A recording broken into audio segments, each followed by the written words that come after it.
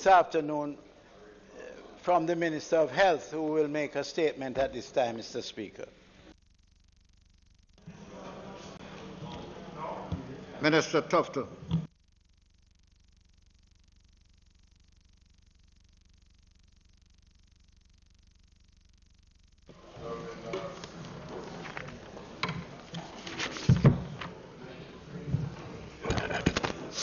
Thank you very much, Mr. Speaker.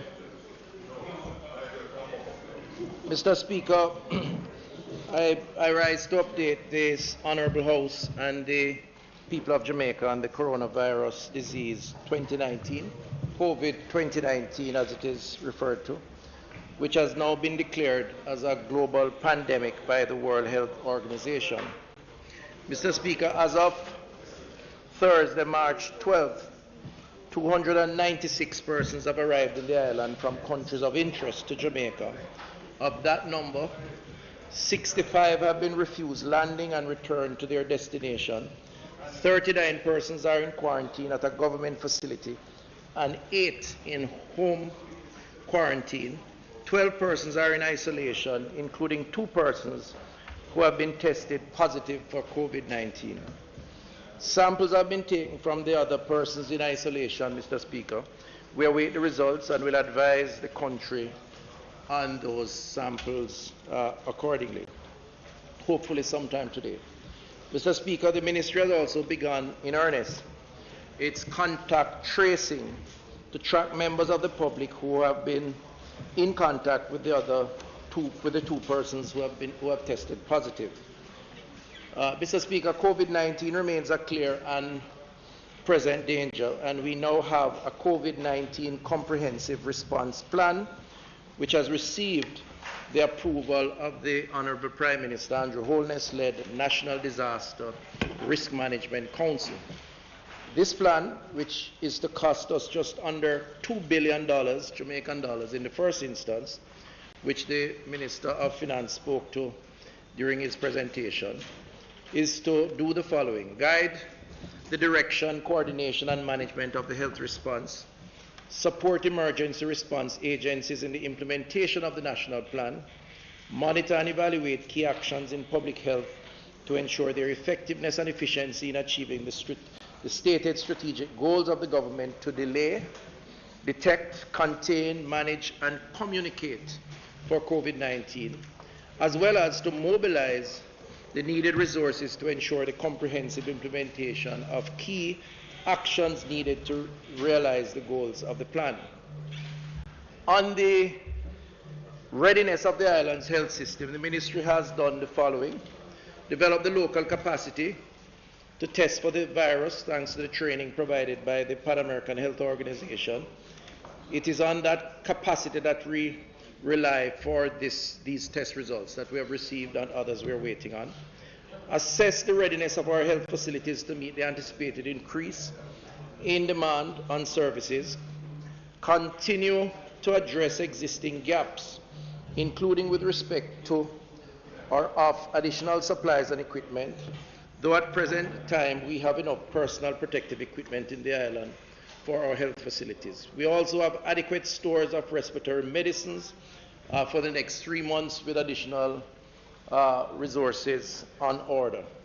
Train and continue to train healthcare providers. Additionally, Mr. Speaker, we have actioned the following: coordination, including collaboration across government and with other key stakeholders; surveillance, including the imposition of travel restrictions on 8 countries; case management, including treatment, monitoring of supplies; lab response, including the training to enable local capacity for testing for the virus; sensitization of healthcare workers; and of course, public education and communication. I wish to issue a special appeal, Mr. Speaker, in light of the all-of-society approach to dealing with this health threat, that for persons who have been contacted, with persons who of interest, who may have been in contact with the 2 persons who have tested positive, to contact the Ministry of Health and Wellness, as well as to say to all Jamaicans, if you have information pertaining to this particular health threat, we will welcome your suggestions. In addition to the 888 One Love or 888-663-5683 number that was announced recently, and I pause to say we have had some issues with that number because the calls have just come in on such a frequent and rapid basis that the number has been overwhelmed. So it's not that the number doesn't work, but the calls have been coming in quite significantly, and it has created some downtime. So we're adding some additional numbers: 888-754-7792, 876-542-5998, 876-542-6007, 876-542-6006, and 876-542-5998. And those numbers are supposed to be now advertised through mainstream media and social media for the public. We will continue to repeat them so that if persons need to, they will have one or more to communicate with us. Members of the public may also make contact to the ministry via an email. We have the COVID-19 at moh.gov.com, .jm, sorry, that's COVID-19 at moh.gov.jm, or Jamaica COVID-19, that's JA COVID-19 facts at gmail.com. So we have two email addresses which we will man to provide response to persons. The ministry is working to add more lines and other points of contact for members of the public to share their concerns related to COVID-19. Mr. Speaker, let me once again appeal to members of the public to be concerned, but not to panic, and to continue to support us in our efforts to overcome this public health challenge. Thank you, Mr. Speaker.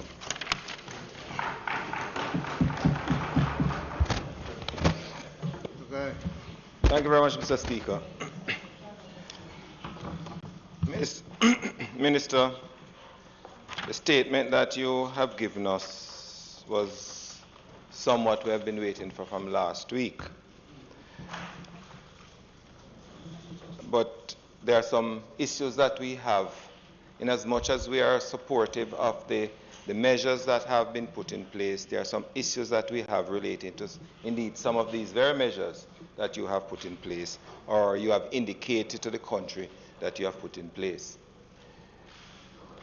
The whole aspect of personal protective equipment for hospital and frontline workers, not only the doctors, but the nurses, the porters, even the ambulance drivers, is of concern, because even though you have indicated that there is sufficient amounts in the island, there seems to be a gap in terms of some of those facilities that require it that do not have at the same time. So one of the recommendations that we are having is that because of the sensitivity of this and because of the urgency of it, that definite steps are taken to ensure that that is so. There's also the aspect of the involvement of private doctors. The preparations for this, Minister, would of course not only involve the public sector, health sector that is, but also the private health sectors. And there has been a dearth of information getting to the private doctors as to how do they act where there are suspected cases of it. I note where you have indicated that additional lines have been added to this 888 One Love number, because I even tried it myself based on reports that I had been getting that it wasn't working, and you have added more lines. The question that arises, though, having added more lines, is that do these lines work 24 hours per day, or do they work only from 7 till 5 or 6 in the evening? Now, I mentioned the private medical doctors and the private health service because I would prefer, and they would also prefer, Minister, that there is a dedicated line and a clear protocol as to how they should operate when they see a suspected case, so that there is no likelihood of sending that patient with a referral letter to the accident and emergency unit of a hospital, so that they will commingle with other persons who are waiting in the area and run the risk of spreading the virus waiting there. The other matter, no, it's not a cough. This is not a cough, right? It's a clearing of the throat, not a cough. But you know about the clearing of the throat, Prime Minister. Now,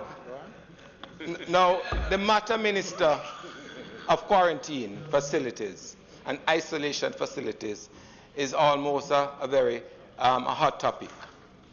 The reports coming out of your respective hospitals right across the country is that there is inadequate isolation facilities in the hospitals, there is inadequate quarantine facilities, and the recommendation that we are putting to the ministry is that because of the severity, anticipated severity, and also based on the fact that there was a pronouncement by a particular member of this House that it's best to err on the side of caution, right? And we agree with that, that each parish that a designated quarantine facility is found.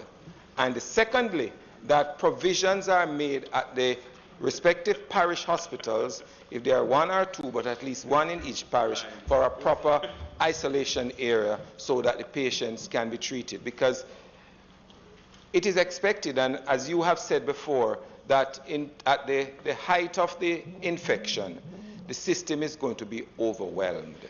So if you have adequate facilities in each of the hospitals, you need not have the transfer of patients from one area to the other to an already overburdened area. Now, there is a matter of the equipping of these hospitals and these facilities that is very topical and timely, because we would have expected that with the initial attempt to delay the virus getting to Jamaica, the containment, now that it is here, it is very likely that we are going to phase 2, which would be the community spread of the virus. That the facilities that should have been looked at for some time before and put in a state of readiness, that they are not there just as we speak. We recognize that the situation is fluid, but there should have been some forward planning in terms of the expectations. Now, I will close my comments for now, Minister, by requesting that there be certain corrections and clarifications coming out of the ministry, because the message, and you mentioned communication, the message is not always clear, and there are conflicting information coming out of the ministry. The first one that I'd like to speak to, and the most important one, is the assertion by the Chief Medical Officer that, and I will quote, we are operating on the premise that if you are not showing signs of infection, then you cannot transmit the virus. This goes into sharp contrast to what the World Health Organization has said, that yes, it is less likely, but it's still possible to transmit the virus even when you do not have a manifestation of illness. Now, that having been said out there, the country now is lulled into a sense of security that, boy, false sense of security that if somebody does not have the symptoms and come into contact with me, then certainly I am safe. This is not the case. And it also, Minister, puts your credibility at at risk, because you went subsequent to that and said, okay, I want all the persons who traveled on this particular airline coming from the UK with this patient 0 to present themselves. Now, how do you reconcile these two? You know, so that is important, and it needs to be cleared up for the sake of the people, for the whole country approach to this particular epidemic that we are having, and to ensure that our people are put on the right track. Thank you. Thank you, Member, and thank you, Mr. Speaker. I'll try to run through the answers as quickly as possible, but would also like to say to the member that, as he's aware, we have a offline, online, not in Parliament conversation, or we have at least had one, and I know the leader has had one with the Prime Minister has had one with the leader of the opposition. And by the way, I know that the opposition leader has a green remedy in a bottle right beside you. You may want green remedy. You may want to use a little. I was referring to the green remedy. You may want to give him a little of the. Oh, it's blue. All right, so let me respond to the questions. In terms of protective equipment, the inventory that I have information on is that protective equipment is in fact sufficient in inventory now for the frontline medical staff, and I know that there has been some training as it relates to the use of. To the extent that there may be cases where persons feel exposed, either because they have not gotten their allocation or otherwise, we probably will need to review and deal with those on a case-by-case basis. But my understanding is that we do have protective equipment in storage. So if you have some information on a particular institution or individual, I'll be happy to follow up on that. As it relates to private doctors, it's an ongoing process in terms of training. We've had a number of sensitization programs, and my information is that private doctors have been included in the training and retraining or sensitization. If there are some private doctors, again, that are feeling left out, then we would want to correct that. So that information I'll be happy to follow up on. In terms of the lines, the emergency response unit that is activated in situations like these is operating at a 24-hour basis, and the lines that we're putting in will offer that kind of support. In fact, we are now finalizing plans to have a BPO type setup within that center, so that there be persons manning the lines, multiple persons, because we do take the point that it is better for persons to call in initially and have a discussion, a conversation, rather than just turning up at a hospital. But that will overwhelm the system, and in some instances it may not be the safest approach if you are trying to control the potential spread of the virus. So the public can expect a more efficient process very shortly as we add more lines and more persons to man the lines, and it will be 24 hours. In terms of hospital space and the inadequacy of, you said, isolation and quarantine facilities. So we have, as part of the strategic plan, we have identified, as a matter of fact, in 19 hospitals across the country, a location. In other words, these hospitals have been asked to identify a ward that will be retrofitted, vacated, and retrofitted to become a COVID-19 ward. And that would include levels of isolation. They would be equipped with appropriate infrastructure, so ventilators, ICU beds. Those are now being procured. As I said earlier, the Minister of Finance and the Cabinet has approved a budget which we have presented to them, and part of that budget will be expended on securing those things. So the management of these hospitals are supposed to be making these areas available. Now that, of course, means some dislocation, because we don't have beds sitting down waiting on a crisis such as this. And therefore, we're making some provisions to see how we can remove certain non-essential patients who are on wards. So the social cases would be one obvious one. But there may be others who can be treated from home. So we can make available these wards. And by now and next week, you will see the realization, maybe not all at once, of these wards that have been identified and what needs to be done. Remember now we're dealing with imported cases. We can't say how long we have, but we are putting in place those measures so if and when we need them, we can deal with them. Now in terms of quarantining, so my understanding, remember I'm not a physician like you, right? I'm a doctorate, not a medical doctor. But I do take good advice, and I believe in the capacity of my team and the chief medical officer to provide good advice.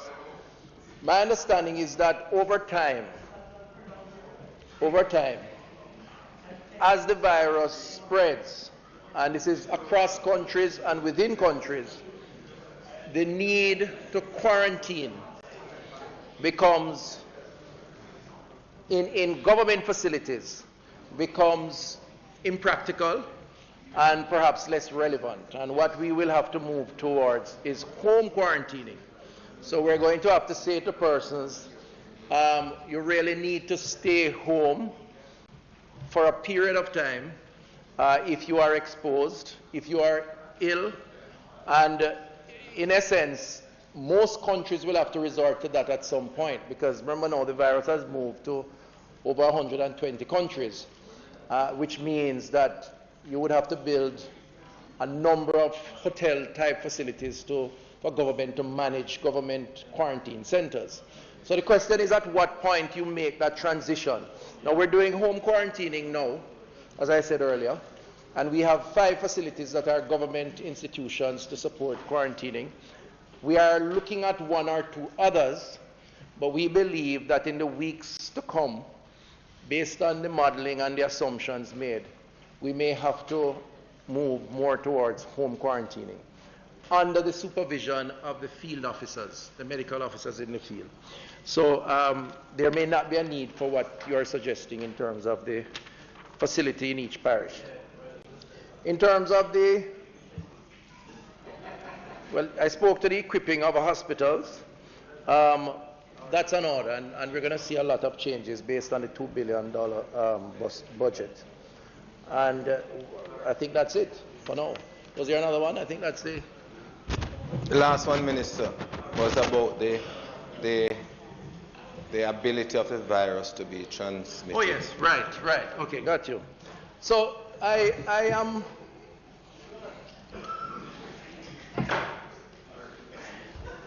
You know, one of the things I hear you that you have quoted, and maybe what you're quoting was misquotation by the CMO. Not necessarily by you, but by wherever you picked it up or read it.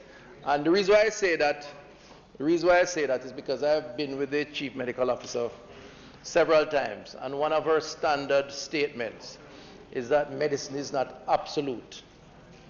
And therefore, while I appreciate your distinction around the virus being spread without droplets being transferred, in other words, what you're suggesting is that it could be spread, airborne spread as opposed to droplets. What the WHO actually says, at least the last thing I saw, and I know that the science is studying so things could change, is that there is a remote possibility of the virus being spread otherwise. The overwhelming evidence suggests that the virus is spread through droplets, meaning coughing, sneezing, that sort of thing. And therefore, a lot of the advice that we have given to date has been around persons who are symptomatic, persons who are showing signs of illness, as opposed to the asymptomatic case. But it doesn't mean that it is a zero-sum game. There is always that chance. Now, that means that the approach to the airline passengers making themselves known is really out of an abundance of caution to say, listen, you're on this flight, you may want to bear this in mind, that we have a case that eventually became a positive case. The person became symptomatic and was tested. If you become ill, you will want to contextualize that illness and perhaps report. Or if you want to get yourself checked out, go and get yourself checked out. So we're not suggesting that these persons are going to be placed in institutions under quarantine. What we're saying, we're trying to be responsible, to give them the information so that they can act in a responsible way in their own protection and the protection of others. Having said that, Minister, the responsible thing would be for the Chief Medical Officer then, therefore, to say that there is less likelihood of it happening, but it still can happen. Because people, we're living in an age where people have access to information. And as much as that is so, the fact is that when one hears that and reads something else, it creates a problem. And I just, my final question.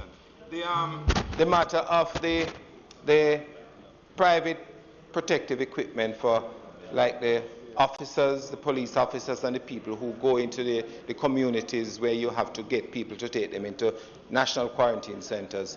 There is a complaint about the availability of those, and there need to be some sort of measures put in place for them.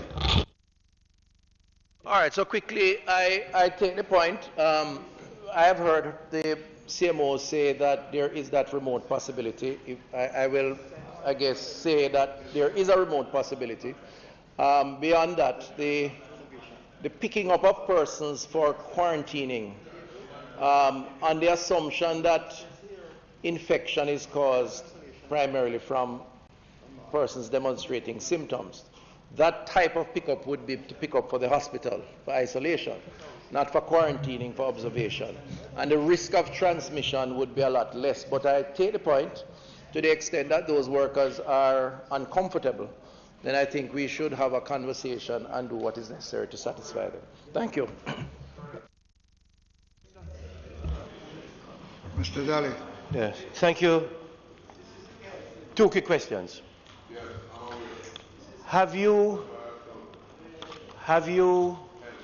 should I say, has the Ministry of Health gazetted the COVID-19 as a reportable disease?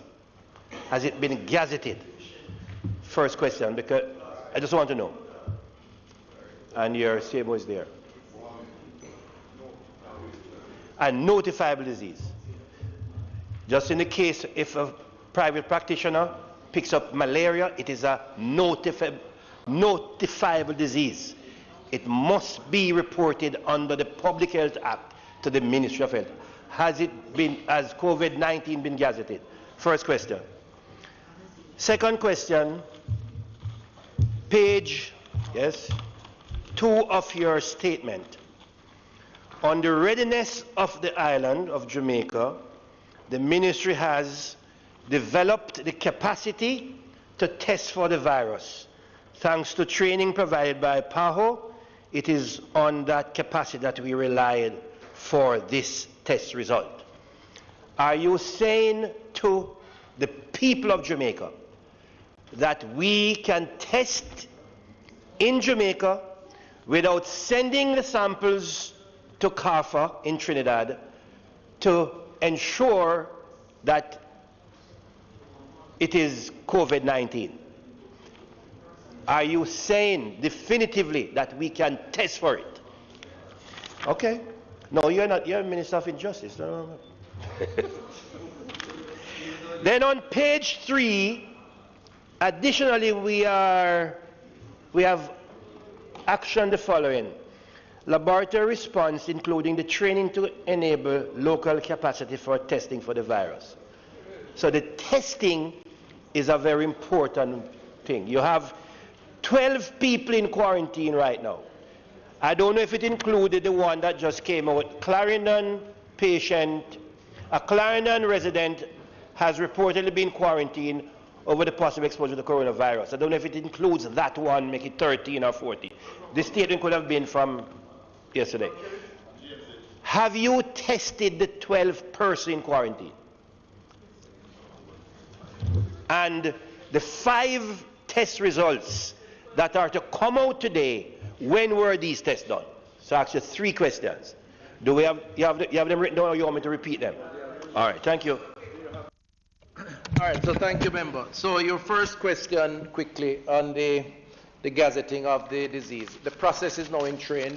The disease is now considered an exotic disease, I am told, which is reportable by law. But in terms of the gazetting, there's a process, and I'm told that process has started. So in due course, we will provide the information on that. The issue of testing is a yes. The PAHO experts came, they trained. We have the reagents, and we have the necessary machines. It's now being, the testing takes place at the National Influenza Center at the University of the West Indies, University Hospital. And the test results, once samples are collected, can become available, at least a preliminary result, can become available in about 6 hours or so. And then the confirmatory result will come shortly thereafter. And the positives that we have had, and the negatives, because we have had some tests that have come back negative, they have been done here. So in terms of you asked about the Clarendon person. Okay, so that person came in contact with patient 0, the first positive test. Hence the need for that patient to be, that person to be a person of interest. And yes, that person has been tested and would be one of the 4 or 5 results that we expect to get not too long from now. The others are also going to be tested. Once you go into isolation for now, then tests are done. But just to say that for the test to be done, you have to collect the samples, the droplets. And I'm told it is not as easy because the person has to cough or sneeze or to collect what you need. So sometimes it takes a little while, but you can turn around a test result within 24 hours. I think that's it. That's it. Final. The 5 tests that you are expecting today, hopefully before we leave, we'll see something from your angle. Do they have any history of travel? Okay, so 2 of the 5 would be persons of interest based on coming in contact with one of the positive tests. The other 3 would have been persons with a history of travel. That's it.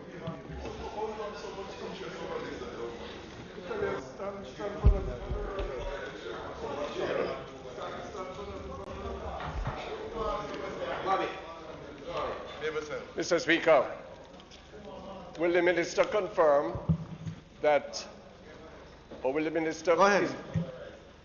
Is the minister able to confirm that there has been a suspected case arising or at the College of Agriculture, Science and Education, and $2 billion is a lot of money?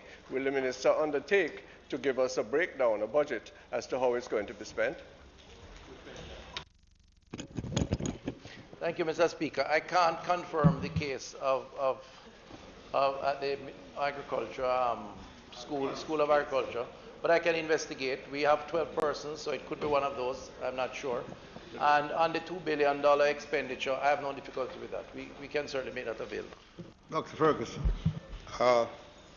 Mr. Speaker, can the minister confirm or deny whether there is a suspected case, another case, in St. Thomas that would have been seen at Princess Margaret Hospital? That's 1. 2, in relation to countries of interest, are we regarding those 8 countries that you have announced as countries of interest or are we taking on board the over 120 countries that have now had cases of corona virus disease? Thank you. Member, I can't confirm or deny that there is a person with a history of the Princess Margaret Hospital, but I'm more than willing to check on that. Mr. Speaker, one should appreciate that I don't have all the details of every single person.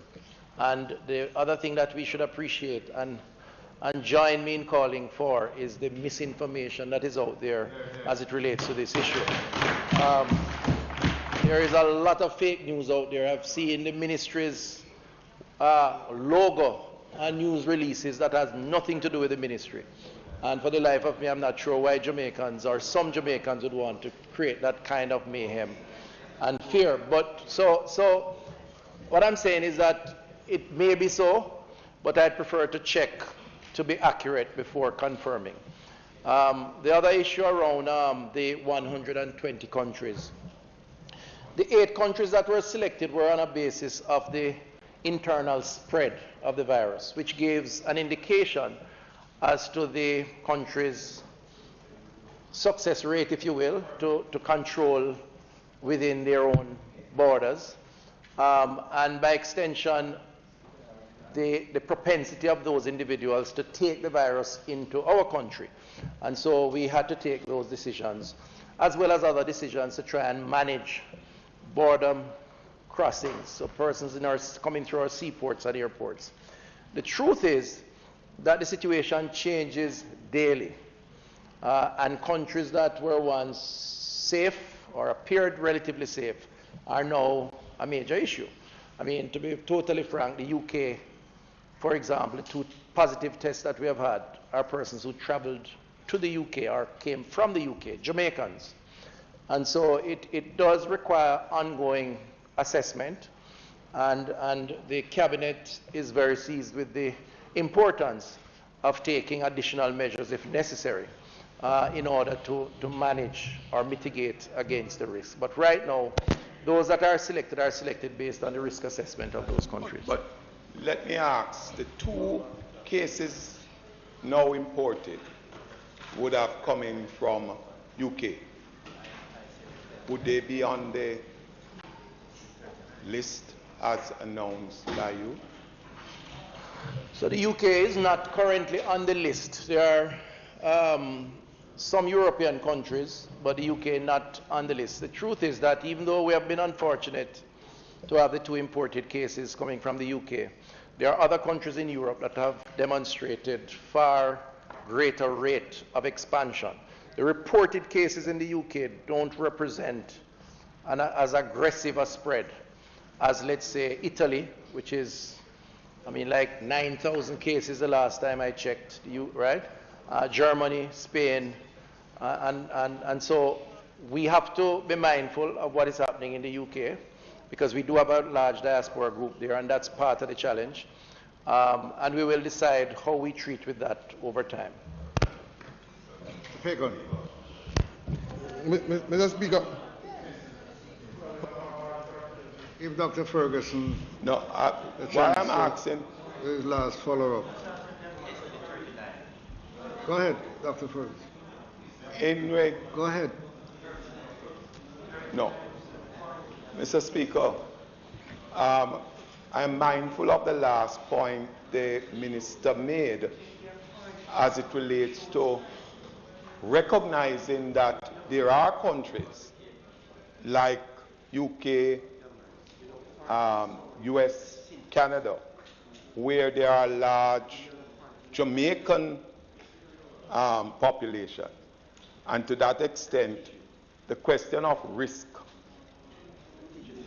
persons coming home, whether it is for funeral or other activities, vacation, and I understand also, I'm not naive relative to these big powers and the difficulties to come to position against them, even at taking into account the risk of our population. But I'm just making it very clear, Mr. Speaker, that in the present instance where the two persons would have come in from UK, the ones confirmed, that it is something we have to look at carefully. Final point has to do with tracing. Those persons who would have, it is common knowledge, and you would have said that there is fake news, there is, persons just talking. But it is well known on the ground that one of the persons involved in terms of case would have been to funerals and several places. And the question is, have we seriously started to pursue those persons who would have come in contact with that first confirmed case? Because again, Minister, while we would wait to see this thing take a certain turn to make certain decisions, it is my view that there are strong possibilities of persons across, not just in St. Thomas or Kingston, St. Andrew or wherever else, but that there are definitely persons now who would have come into contact, who present an almost clear case of a present danger. And therefore, I would ask of you that the time between contact must be very fast, else we're going to have a serious epidemic. So, Mr. Chairman, Mr. Speaker, thank you, and thank the member. Firstly, the decision to restrict travel has no bearing on, quote-unquote, quoting you, powerful countries. It really, our decision as a government is first and foremost for the protection of the Jamaican people. And we have held that position, and we will continue to hold that position. So, to the extent that any jurisdiction becomes a threat sufficient to be concerned, then we will act in terms of those restrictions. What I'll say to that, though, is that we have recently announced not just the restrictions of travel from those countries within the 14-day period, but also we're discouraging Jamaicans. Obviously, we're not turning back any Jamaican, I want to make that clear, but those Jamaicans who come from these countries of interest will be subjected to quarantine arrangements, the 14 days. But we have also said, if you don't need to travel, don't. The Prime Minister spoke yesterday in the press conference indicating that we as a government would not be engaged in any non-essential travel at this point, and we encourage all of Jamaica to restrict themselves to absolutely essential travel as part of the risk mitigating measures. In terms of the final point was the tracing, right? So the first person who was tested positive, well, both persons actually, would have been interrogated by the authorities, and most of the persons who are now in quarantine are as a result of those discussions. We know there are others, because as you correctly pointed out, these persons or this person would have gone to public gatherings.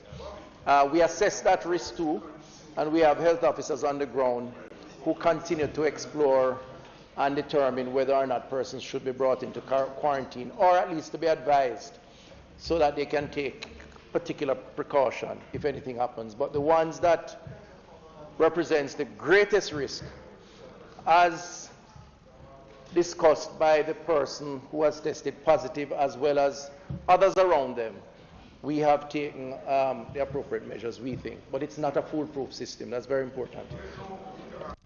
Mr. Fagan. Mr. Speaker,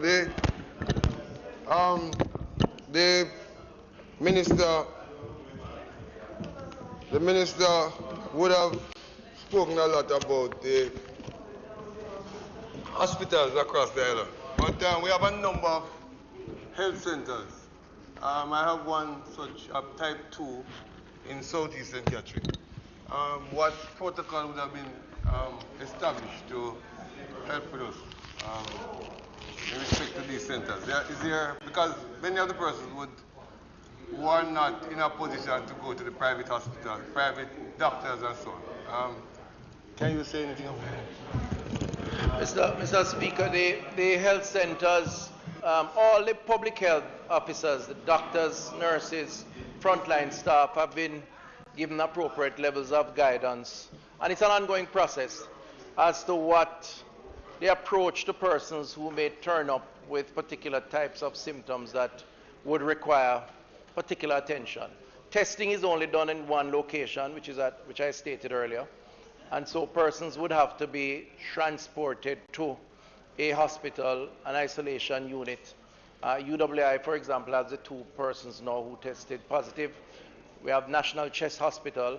So as it relates to the health centers, it would be their job to be alert and to respond through referrals for persons who they may have some concerns about. And they should have the appropriate messaging to reflect that type of action. Statements by Minister. Mr. Speaker, Announcements. Mr. Speaker, on statements by Minister, I just thought I'd just advise the House that we just got word that the University of Hospital, the University campus, University of West Indies campus, has also closed until after Easter because of the challenges with the coronavirus.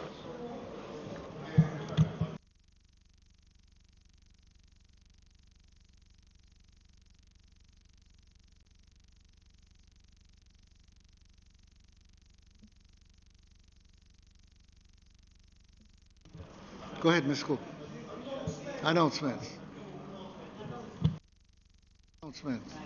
Mr. Speaker, just tabled on this on the House is the response from the Auditor General via the Ministry of Finance to the Speaker on the question asked in the Standing Finance Committee. I ask that they be noted.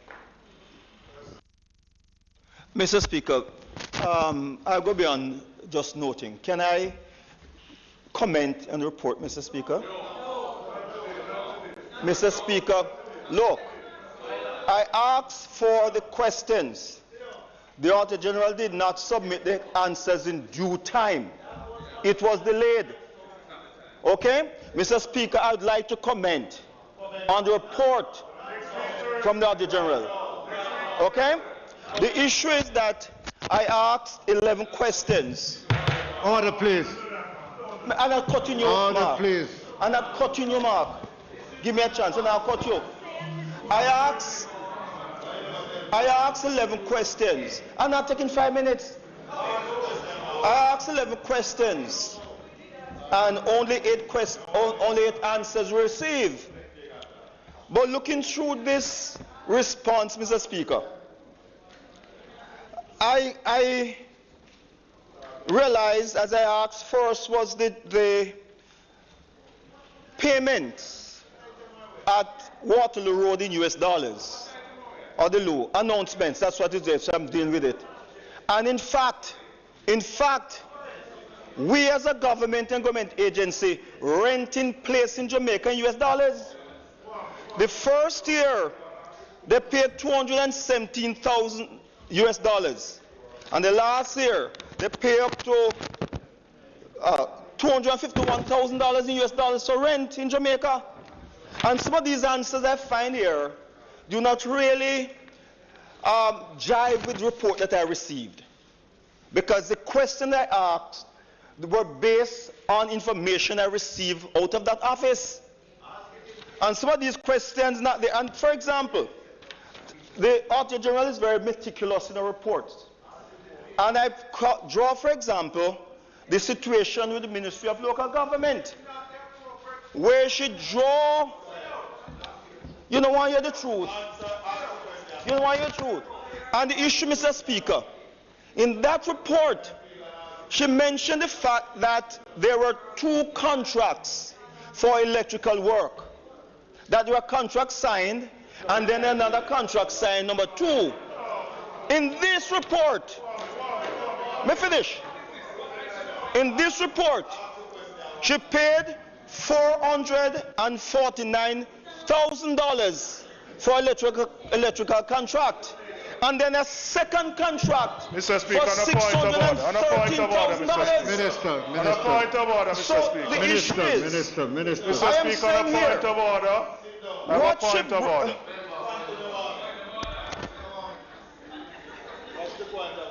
Mr. Speaker. Mr. Warmington. Minister Warmington. Mr. Robinson, could you wait? Mr. Warmington.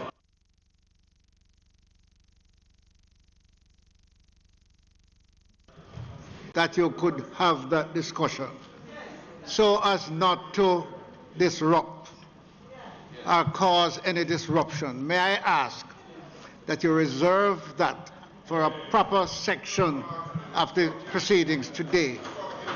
Thank you very much. Mr. Speaker, I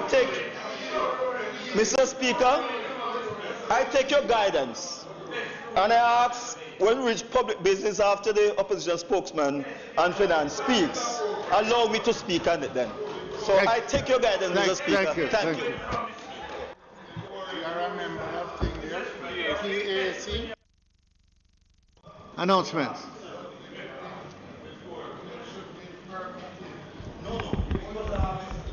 Laid on the table of the House today are the following. Let's have some order, please. Ministry Paper number 14 of 2020, Revenue Measures for the Financial Year 2020 and 2021. The Major Organized Crime and Anti-Corruption Agency Code of Conduct and Disciplinary Procedure Regulations 2020 Resolution, and the Major Organized Crime and Anti-Corruption Agency Code of Conduct and Disciplinary Procedure Regulations 2020 under the Major Organized Crime and Anti-Corruption Agency Act. Annual report and audited financial statements of the Jamaica Mortgage Bank for the period ending March 2019. Special report of investigation concerning allegations of conflict of interest. There's no way we can proceed in this way. Thank you very much. Special report of investigation concerning allegations of conflict of interest, irregularity and/or impropriety with respect to the termination of Paymaster Jamaica Limited's contract by Postal Corporation of Jamaica (PCJ) and the award of same and to Bill Express Limited, and special report of investigation concerning and approving processes regarding the granting of licenses, permits for the licenses and permits for the removal of sand from a beach in Negril by Yabayanas Limited, care of Charisma Hotels and Resort. Report of the Joint Select Committee on its deliberations on the bill shortly entitled the Data Protection Act 2017. Going back to the reports for investigation, these were done by the Integrity Commission.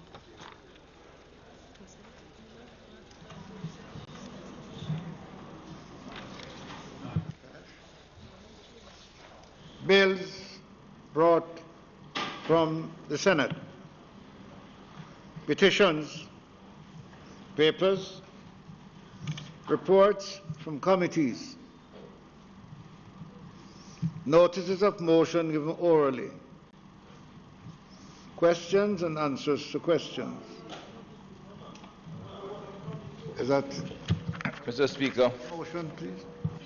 I beg to give notice that at the next meeting of the House, I will move the Major Organized Crime and Anti-Corruption Agency under the Major Organized Crime and Anti-Corruption Act, the Major Organized Crime and Anti-Corruption Agency Code of Conduct and Disciplinary Procedures Regulation 2020 Resolution. Whereas Section 42(2)(c) of the Major Organized Crime and Anti-Corruption Agency Act, herein referred to as the Act, provides that the Minister may make regulations prescribing a code of conduct for officers.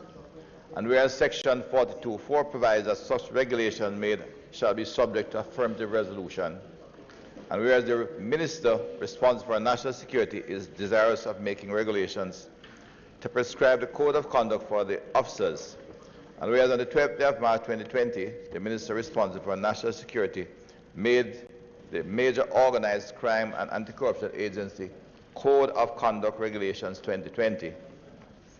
And whereas it is desirable that the Major Organized Crime and Anti-Corruption Agency Code of Conduct Regulations 2020 be affirmed, now therefore it resolved by the House of Representatives and the Senate as follows.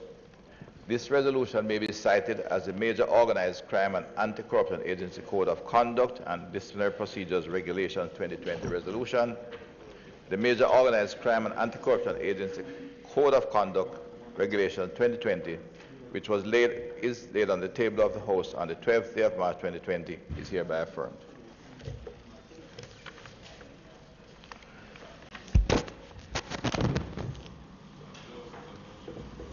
Mr. Speaker, I beg to give notice that at the next meeting of the House I will move the following motion. Whereas Section 25 of the Cybercrimes Act 2015 provides that the provisions of the Act shall be reviewed by a joint select committee of the House of Parliament 3 years from the date of commencement, and whereas the commencement date of the Act was December 22nd, 2015, be it resolved that this Honourable House of Representatives appoint a special select committee comprising the following members: Honourable Faithful Williams, Chairman; Mr. Franklin Witter, Honourable Orlando Terrellon, Mrs. Juliette Cuthbert Flynn, Mr. Peter Bunting, Reverend Ronnie Thwaites, to sit jointly with a similar committee to be appointed by the Senate to review and report on the Cybercrimes Act 2015. Mr. Speaker, I further beg to give notice that at a later stage today I will move for the suspension of the standing orders to enable me to take this motion.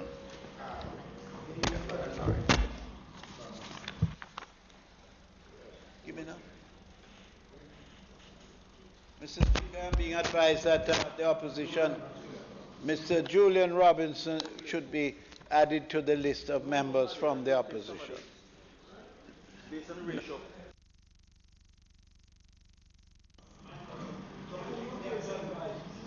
Question, is that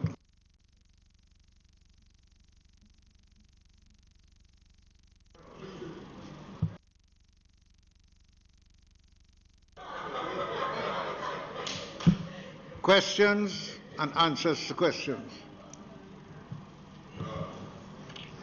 Motions that may be made at the commencement of public business requiring notice. Motions for leave to introduce bills. Do we have?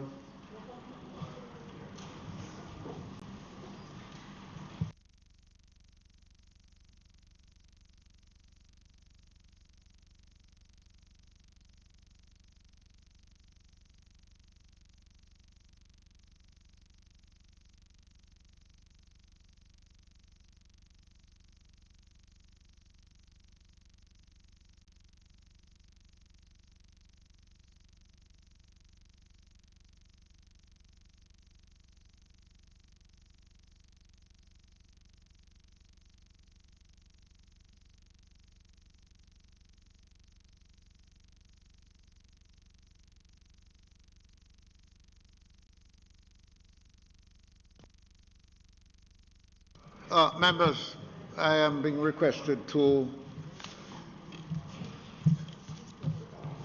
go back to item reports from committee to allow us to withdraw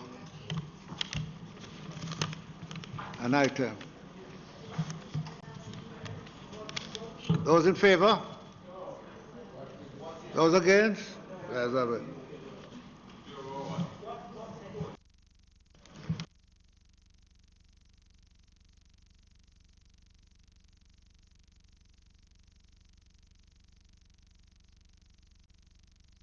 I have been requested that we go back to the item to allow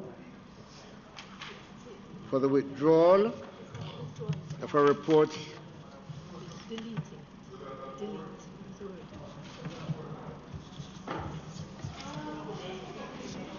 Who is to do the withdrawal? Mr. Speaker. What's the name of the what we're withdrawing? Mr. Speaker. Okay, let us, Minister Samuel, you may have Mr. Speaker.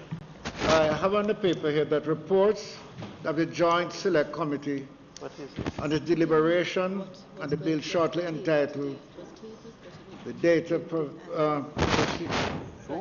Protection Act 2017 that it Mr. is Speaker, required to be withdrawn.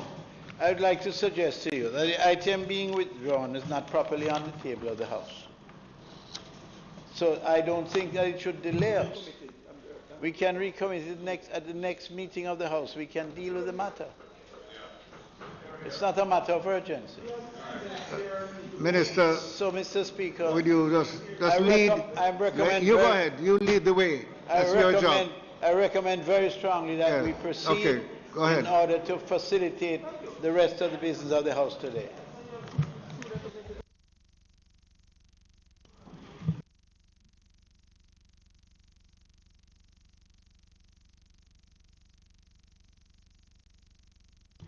Presentation of bills without leave of the House first obtained.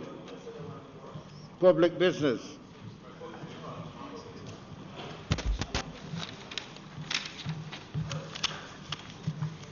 Look funny today, like you don't know today.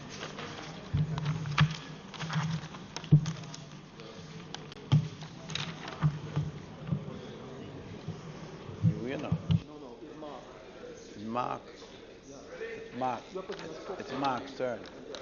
Mr. Speaker, I ask that you invite the member from Southern St. Andrew to make his presence.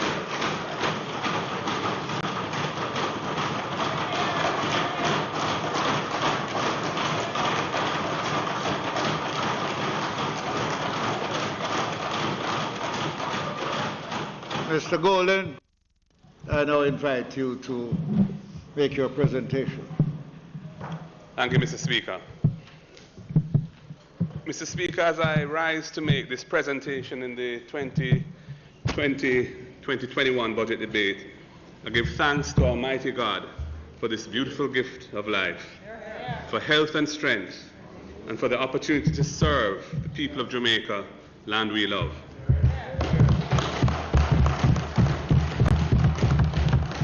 There are also many people who play a critical role in my life and who I need to thank, as gratitude is a must.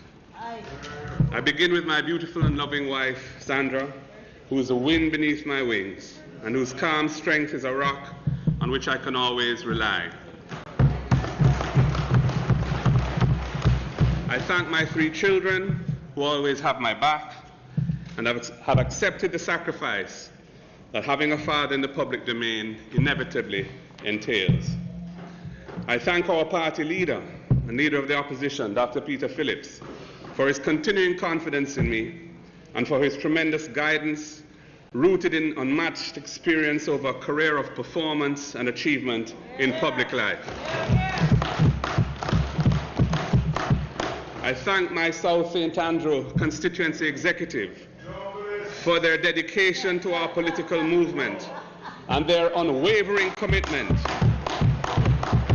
which ensure that we take nothing for granted and we keep an effective organization on the ground. May I advise Mr. Speaker, members in the gallery not to participate in the proceedings of the House. Yes. You have been advised when you are coming. Do not disrupt or disturb the speaker. Mr. Thank you very Speaker, much. I also want to say a special word of welcome and thanks to the students from Charlie Smith High School who are here today. I hope you enjoy today's proceedings. And I know some of you are accounting students and so on. I hope you find the presentation interesting. And most of all, Mr. Speaker, I want to thank the people of the great constituency of South St. Andrew for their love and support. You provide the inspiration for the dedication to ongoing service. I thank you for putting me here, and for the honor of being your political representative in this honorable House. Let us continue to work together to improve the standard of living in our communities.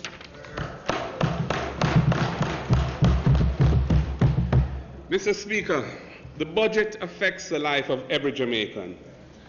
It decides the extent to which government will protect their lives from danger, keep them healthy, educate their children, and create opportunities to achieve their hopes and dreams. On Tuesday, the Minister announced a reduction of the primary surplus target to 5.4% of GDP for the coming year and over the medium term. This has moved me to say something about the budget process we are now going through. Mr. Speaker, the primary surplus target is the anchor of the entire economic reform program.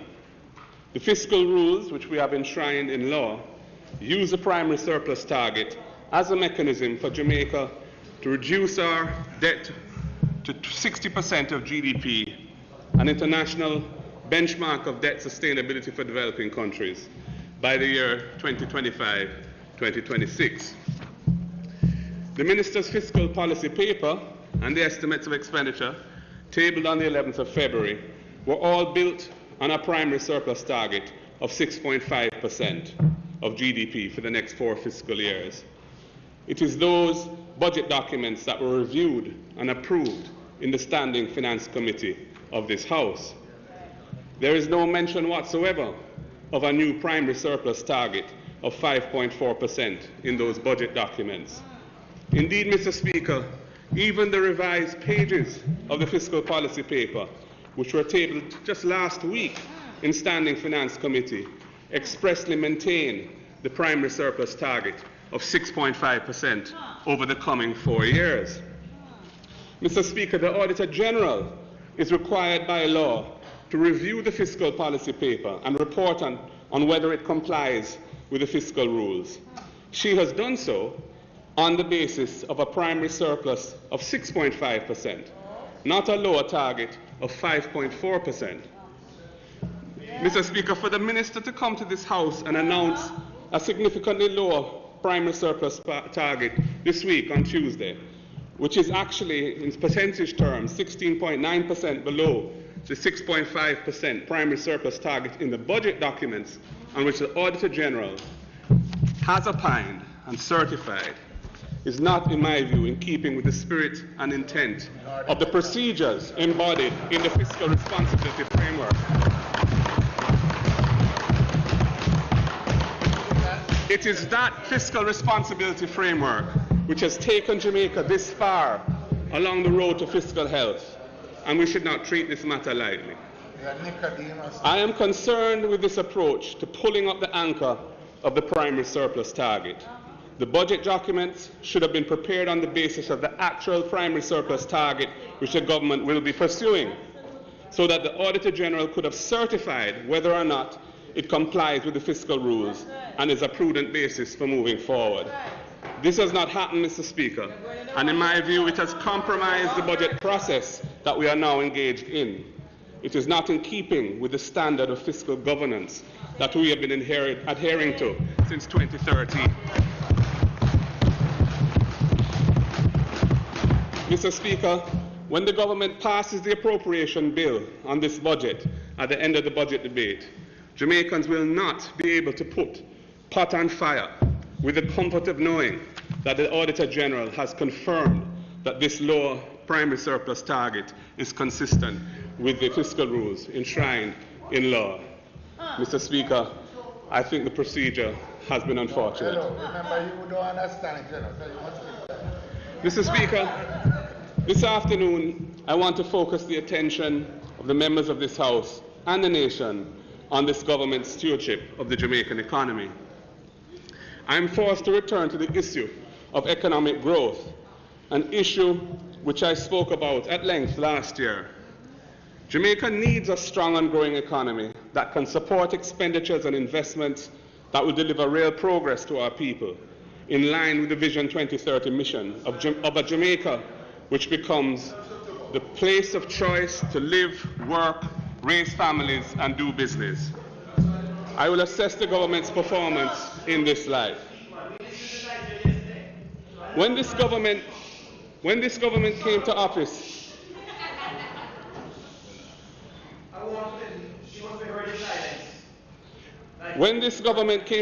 in March 2016, the burden of structural reforms had already been largely accomplished by our work. The macroeconomic situation had been miraculously turned around through great national sacrifice. Jamaica was poised for a new era of high levels of economic growth. This would transform the country and drive the achievement of our Vision 2030 goals. We had done the planting, and the new government came to office on a promise to reap prosperity. The entire country expected that this promise of prosperity would have been kept. And who could blame them for expecting this? After all, the government had inherited from the PNP a stable and improving macroeconomic situation.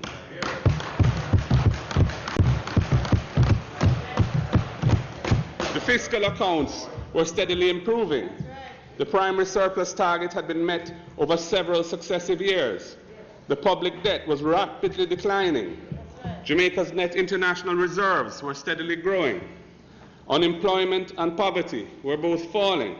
And yes, the Jamaican stock market had started booming and was ranked the best performer in the world for 2015.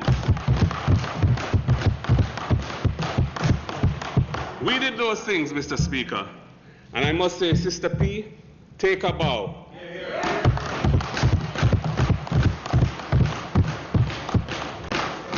Dr. Peter Phillips, take a bow.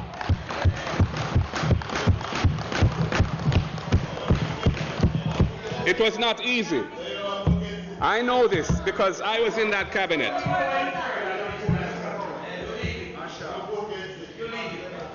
I was in that cabinet, tasked with ensuring that the legislation to meet the IMF structural benchmarks was delivered on time.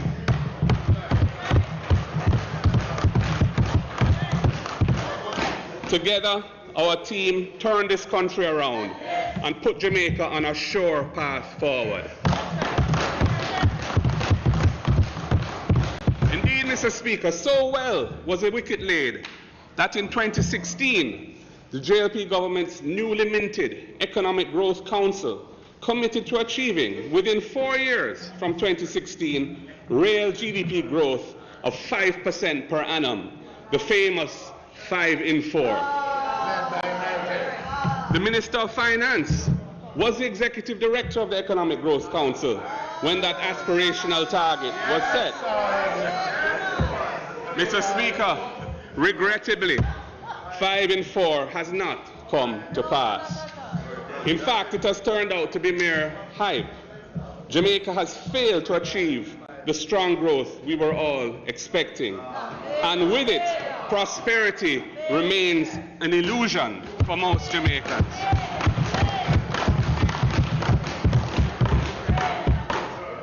Mr. Speaker, that was the Prime Minister's Economic Growth Council. But the official growth projections of successive finance ministers have resulted in one disappointment after another. The September 2016 interim fiscal policy paper projected real GDP growth. This is the 2016 September interim fiscal policy paper. Projected real GDP growth of 2.2% in 2017-18, 3.3% for 2018-19, and 3.2% for 2019-20. In reality, this government has missed every single one of those growth targets. Then a year later, in 2017, the government's projection of 3.2% growth for 2019-20 was first revised downwards to 2.4% from 3.2%. Then it was further reduced to 2.1% in 2018. Then it was reduced for the third time to 1.5% at the beginning of 2019. That's not moving in the right direction. That is clearly not moving in the right direction. That is going down instead of up. Later in 2019, the Planning Institute of Jamaica, the PIOJ, lowered its forecast for the 2019-20 economic growth for the fourth time from 1.5 to 0.7%, less than 1% now. And then the minister's fiscal policy paper tabled in this House in February lowered the 2019-20 growth projection for a fifth time to 0.6%. This came after Jamaica only saw a meager 0.1% growth in the December quarter of 2019, after 3 successive quarters of declining rates of growth. So, Mr. Speaker, the reality is that far from the strong growth that was promised in the name of prosperity, this government has failed to deliver. Its pattern has been to set modest official targets and then has failed to achieve even those modest targets. In the world of public relations and optics, they call this prosperity. In the real world, it is called Samfi prosperity.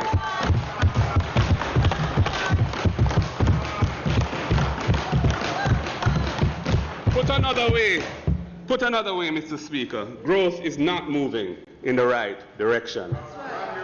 And what's more, the fiscal policy paper tabled with this budget shows that prosperity is not even on the horizon. The growth projection for the coming fiscal year, 2021, is a mere 1.2%. And that, of course, is before the current crisis reached us.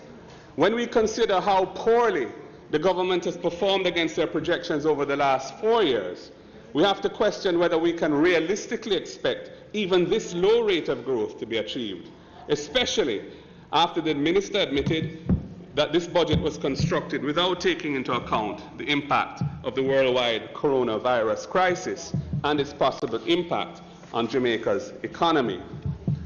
Mr. Speaker, looking further ahead, the government has also disclosed that it is predicting an average annual growth rate over the coming 4 years of a mere 1.9%, less than 2%. No amount of marketing and spin can disguise the fact that 5 in 4 is now projected to be 1.9 in 8. So under this government, less than 2 in 8. So under this government, 5 in 4 is but a fleeting illusion to be pursued but never attained. Mr. Speaker, this government likes to talk about prosperity and building a new Jamaica without the evidence to support it. This is not their first, second, or third year in office. They have had 4 years to deliver on their promise. And what have we seen? Growth of 0.6% in the 4th year of their government. 1.9 in 8 years projected for the next 4 years on average. This is not prosperity. This is Samfi prosperity. Mr. Speaker, the government has spent the last 4 years talking about prosperity, but has failed to deliver it. The people of Jamaica want to actually feel it, not just hear about it. In the recent debate on the second supplementary estimates in February, the Honourable Minister of Finance struggled to find excuses for the low growth outturn of a paltry 0.6% for this fiscal year now ending. He said if you back out mining, growth would be stronger. He said if you strip out Petrojam, growth in manufacturing would be better. But Minister, the Jamaican people aren't interested in such excuses. They don't buy into playing with numbers by backing out this and stripping out that. That's right. What all Jamaicans want is a government that will back out prosperity. That's right. We want the government to back out the spiraling murder rate. Right. And Jamaicans are demanding a government that will strip out corruption in public affairs.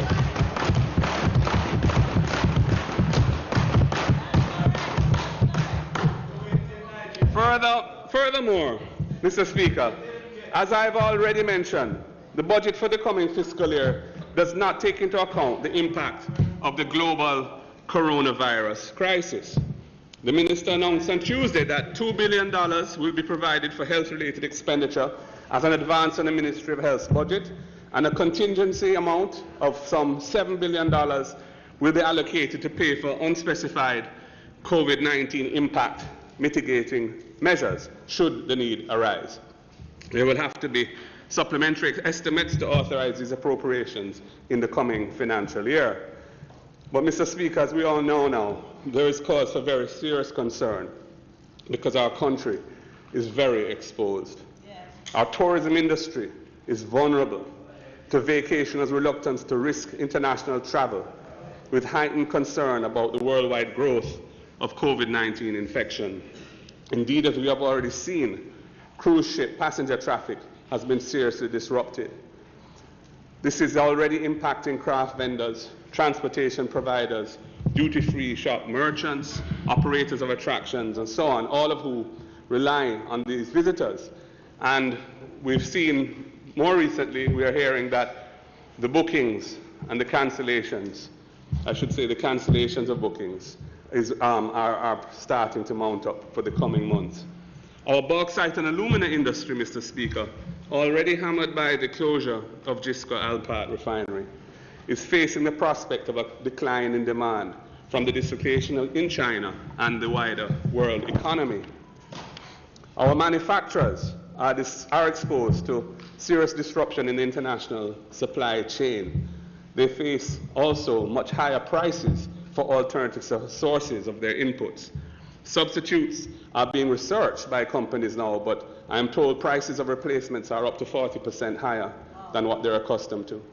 Serious delays in production in China mean that inventory of many consumer items and even pharmaceuticals will run low or run out altogether.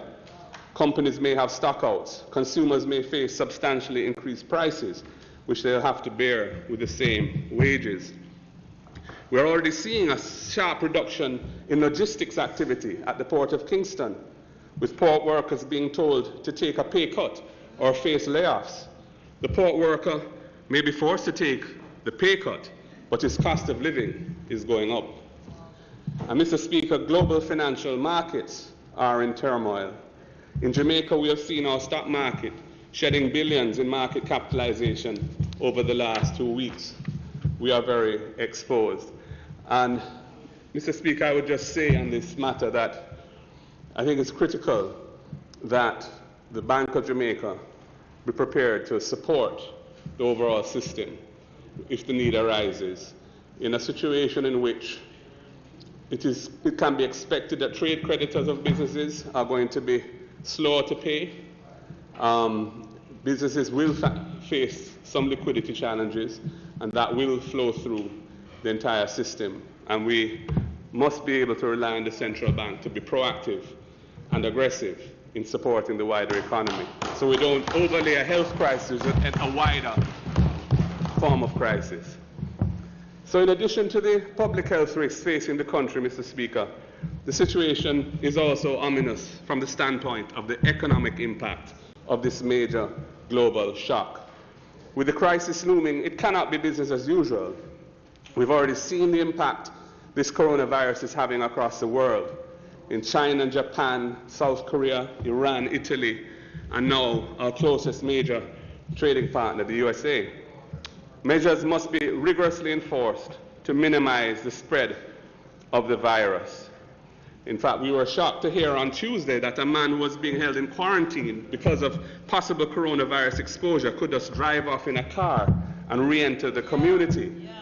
That was not what we expected to hear at a time like this. My own view of this matter, Mr. Speaker, is that the government must get ahead of the curve. It is much better that we err on the side of strong measures early, rather than being reactive to the delayed effects of virus spreading later on. All the data shows that if we can minimize the spread of the virus as much as possible when it is just starting to take hold, it will inure to the benefit of our people, our economy, the health system, and so on. So I would urge the government not to be reluctant or shy of taking strong measures to reduce social distancing, or rather to improve or increase or encourage social distancing and reduce social interaction in public spaces and so on as much as possible. This is a time when people are not seeing the numbers of persons who are being infected, because there's a period of time that lapses between exposure to the virus and any manifestation of symptoms, and that is a dangerous time when it can spread. If we can stop social interaction as much as possible now, I think that we will reap better dividends from that. So I would support any measures that the government may want to introduce in that regard. We heard today about schools being closed for 14 days. That's a good step, Prime Minister, and I would urge you to go further. You know, because I think now is the time to act.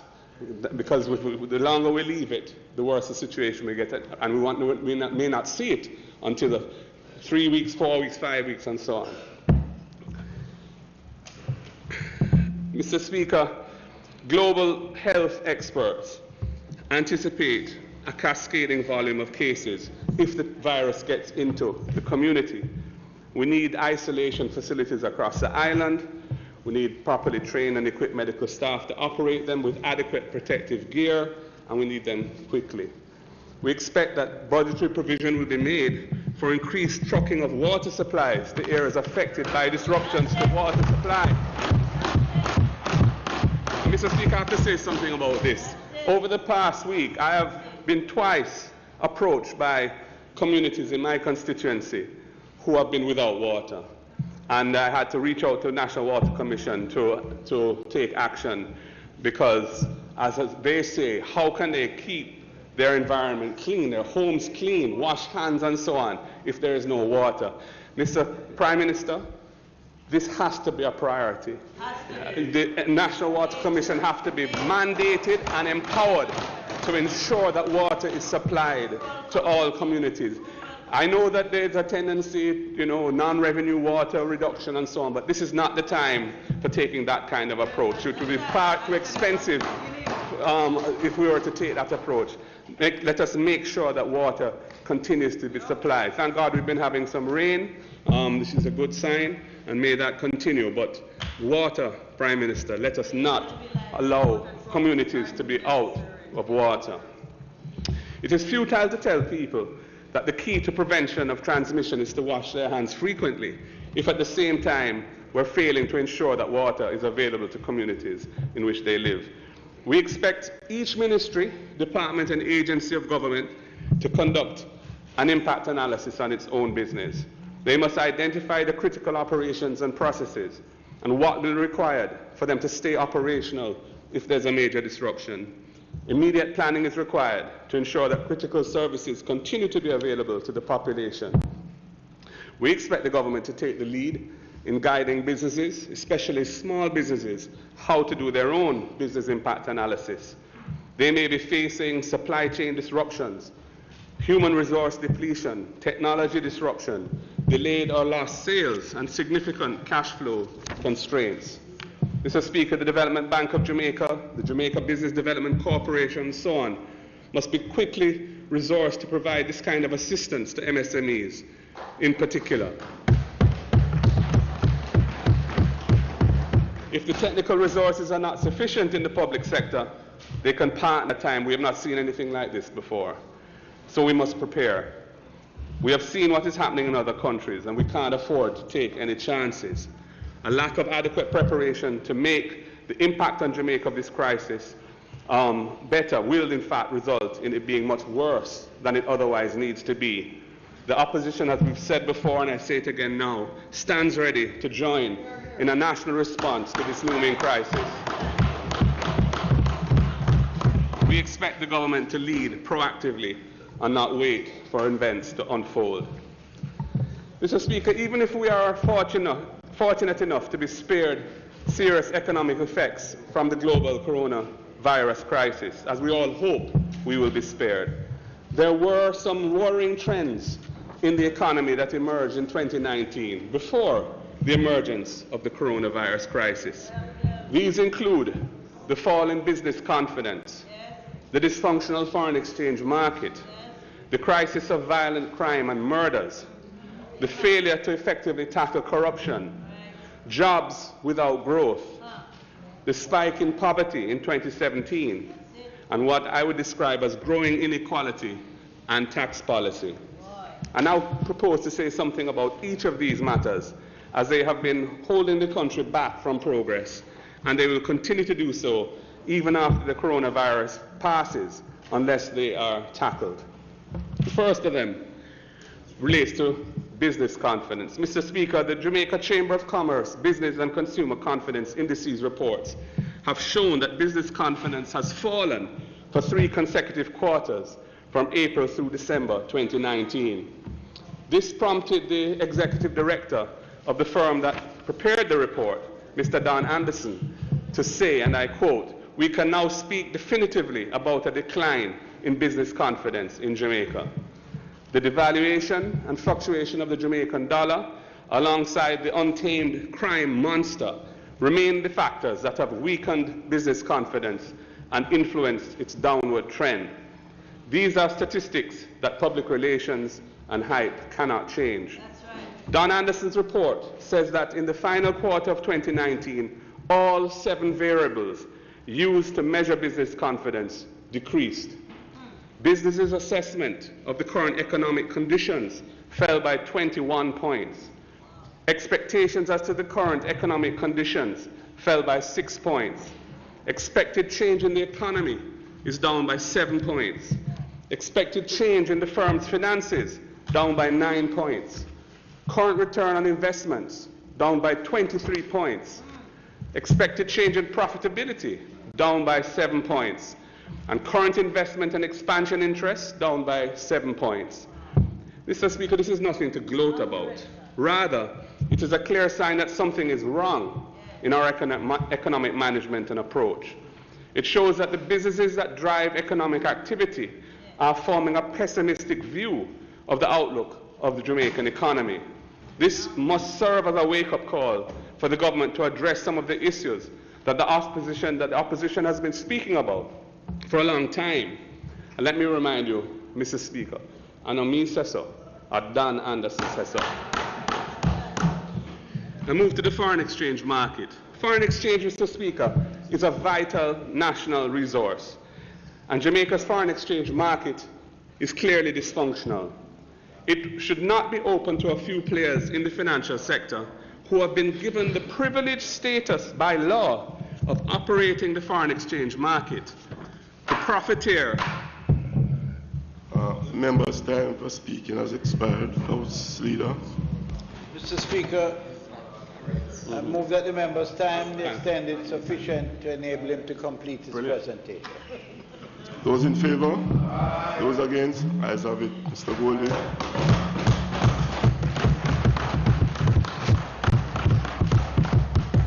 Thank you, sir.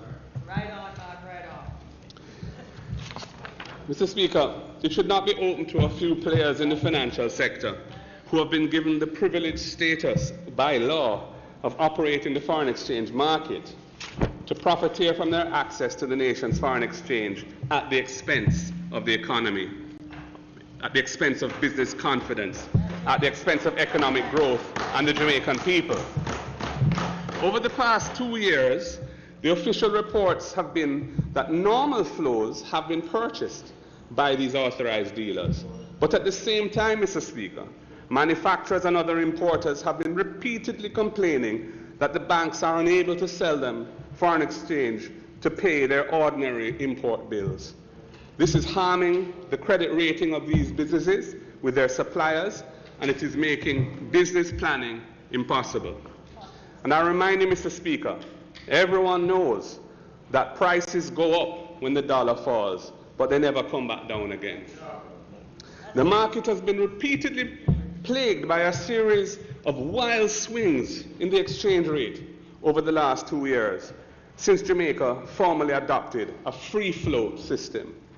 For example, the official selling rate of the US dollar moved from $142.23 on the 12th of November 2019 to $131.53 on the 19th of December 2019, a movement of over $10 in a month. Then it fell back again by over $10 to $142.58 on the 13th of February 2020, only to come back to $135.54 last Friday, 6th of March. Another movement of over $7, which some are saying is to align the exchange rate with the assumptions underlying this budget. But Mr. Chairman, Mr. Speaker, what is causing these wild swings? In my view,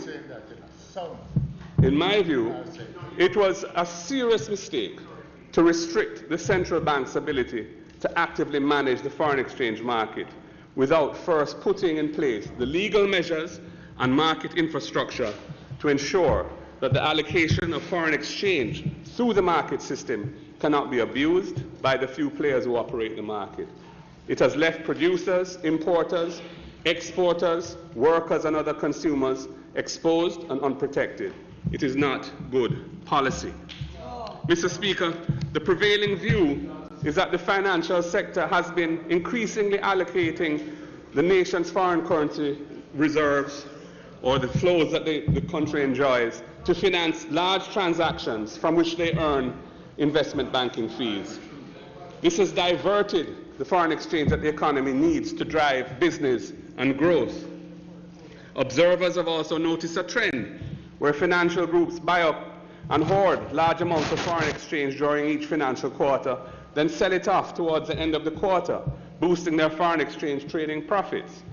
This has been contributing to the repeated bouts of shortage of supply to the real sector of the economy and the wild swings in the exchange rate. This may benefit the few, but what about the many, Mr. Speaker? Business confidence and economic growth have been suffering from reliance on piecemeal strategies that are being implemented on a reactive basis to these issues. The situation in the foreign exchange market indicates that urgent legislative attention is needed to ensure fair market conduct in the interests of the economy as a whole. The long overdue trading portal to bring transparency to daily foreign exchange transactions also needs to be introduced without further delay. We've heard some recent announcements on that, and we look forward to seeing the rollout. Mr. Speaker, the next PNP government will implement a comprehensive set of policies to ensure a transparent and fair foreign exchange market.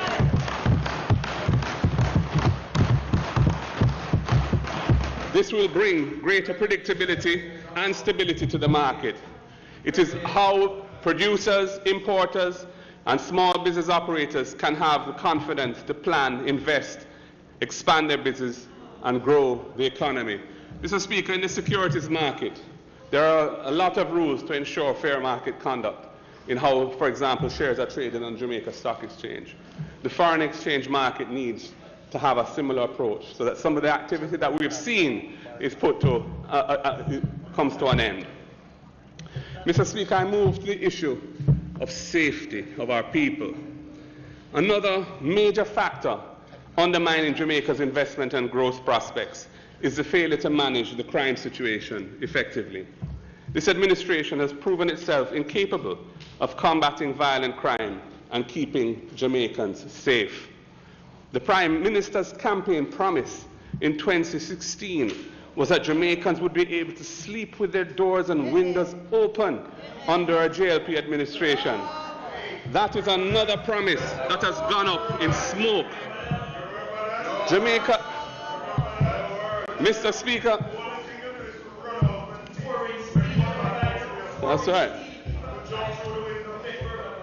Mr. Speaker, Jamaica will recall that under the last PNP administration from 2012 through 2015, the annual average number of murders in Jamaica was reduced by over 23% to 1,128 per year. I'll repeat that. Mr. Speaker, under the last PNP administration from 2012 to 2015, the annual average number of murders in Jamaica was reduced by over 23%. And Mr. Speaker, this was achieved at a time when the rescue of the Jamaican economy was in its early stages and the country had much less available financial resources to spend than it does now. Under our administration, there was significant emphasis on effective social interventions to take a public health approach to the epidemic of violence in Jamaica. This was spearheaded by the Unite for Change program. Regrettably, that excellent program, Unite for Change, was cut short by this government soon after they came to office. It was an ill-advised decision for which the country and our people have paid dearly.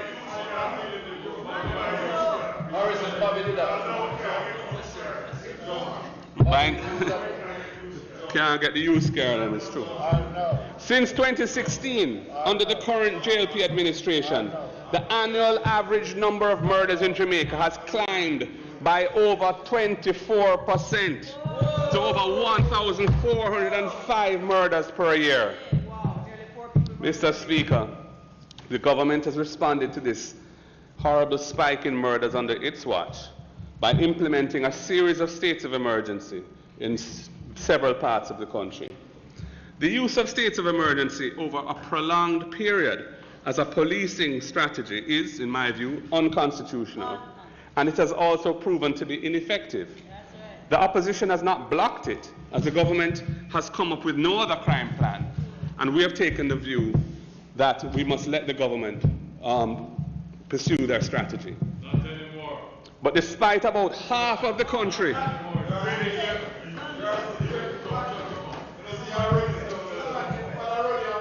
Mr. Speaker,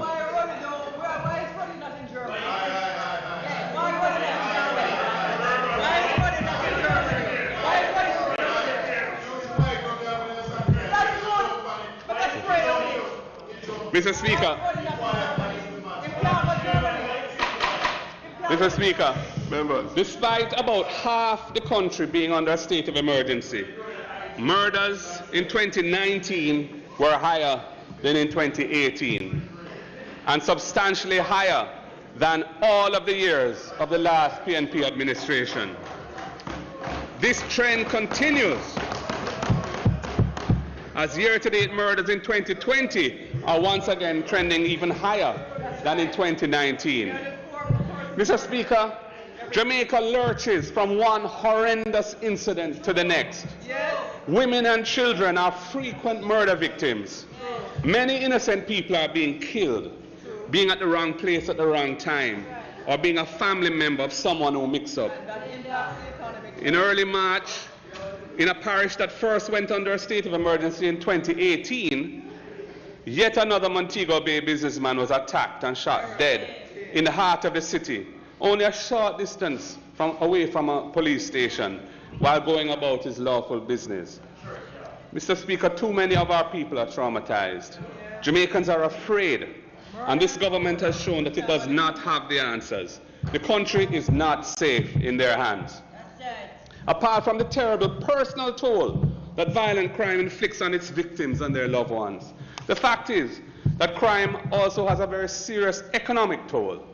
It drives up the cost of doing business, as owners have to invest in security systems and services to protect themselves, their businesses, and their customers. It deters people from making investments when they are unwilling to take the risk because they know that it may be only a matter of time before they become a victim. Criminality is costing our economy dearly, Mr. Speaker. This government has been able to increase spending on national security, but the outcome of that spending has been a failure.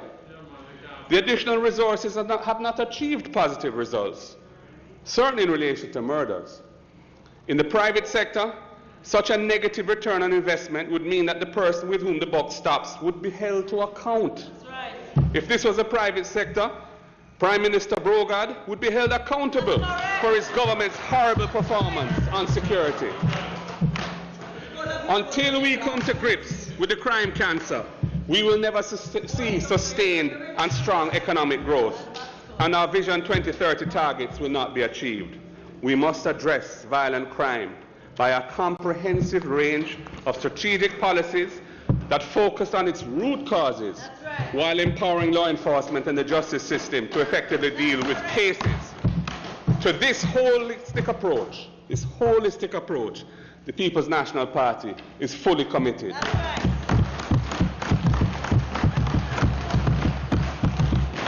Mr. Speaker, I move to corruption.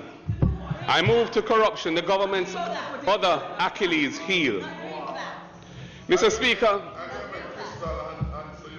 when the Prime Minister pays lip service to the fight against corruption, it is a time when Jamaica's ranking for corruption internationally has deteriorated.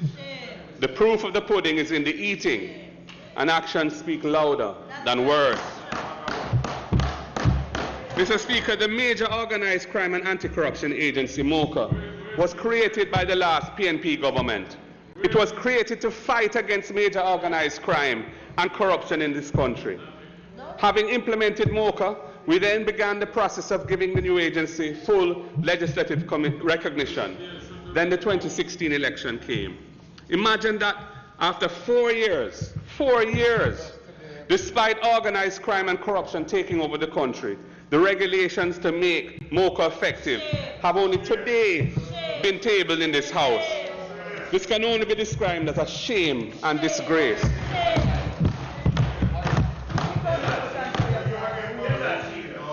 Last year, May, Mr. Speaker, 2019, the Minister of National Security told the country that the MOCA regulations will be tabled in a couple of weeks. 9 months later, and the regulations are only brought to Parliament today. Mr. Speaker, these delays show a lack of will, in my opinion, to tackle corruption in our country. Indeed, the failure to table the MOCA regulations was one of the factors that influenced Jamaica's slippage in Transparency International's 2019 Corruption Perception Index.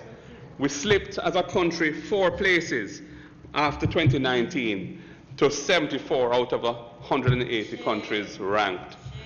Mr. Speaker, MOCA has continued to be hampered over this period of time by the failure to put the proper regulations in place to guide its operations. It has exposed MOCA to legal risks. And in my view, the delays have shown that there is no seriousness, despite all the nice-sounding words about tackling corruption. Similarly, Mr. Speaker, the Integrity Commission was conceptualized and the legislation was developed and brought to Parliament by the last PNP government. The Integrity Commission was conceived by us as a single, streamlined and independent anti-corruption agency with full prosecutorial powers, power to prosecute corruption cases, Mr. Speaker. The legislation was eventually brought into effect over 2 years later after the change of government in February 2018, but the Integrity Commission has unfortunately got off to a bad start. The first chairman, another commissioner, and the acting director of corruption prosecutions have all resigned. The posts of director of investigations and director of corruption prosecutions are still not filled with permanent appointees. Not a single corruption prosecution has been brought by the new Integrity Commission over 2 years after it's been established in law.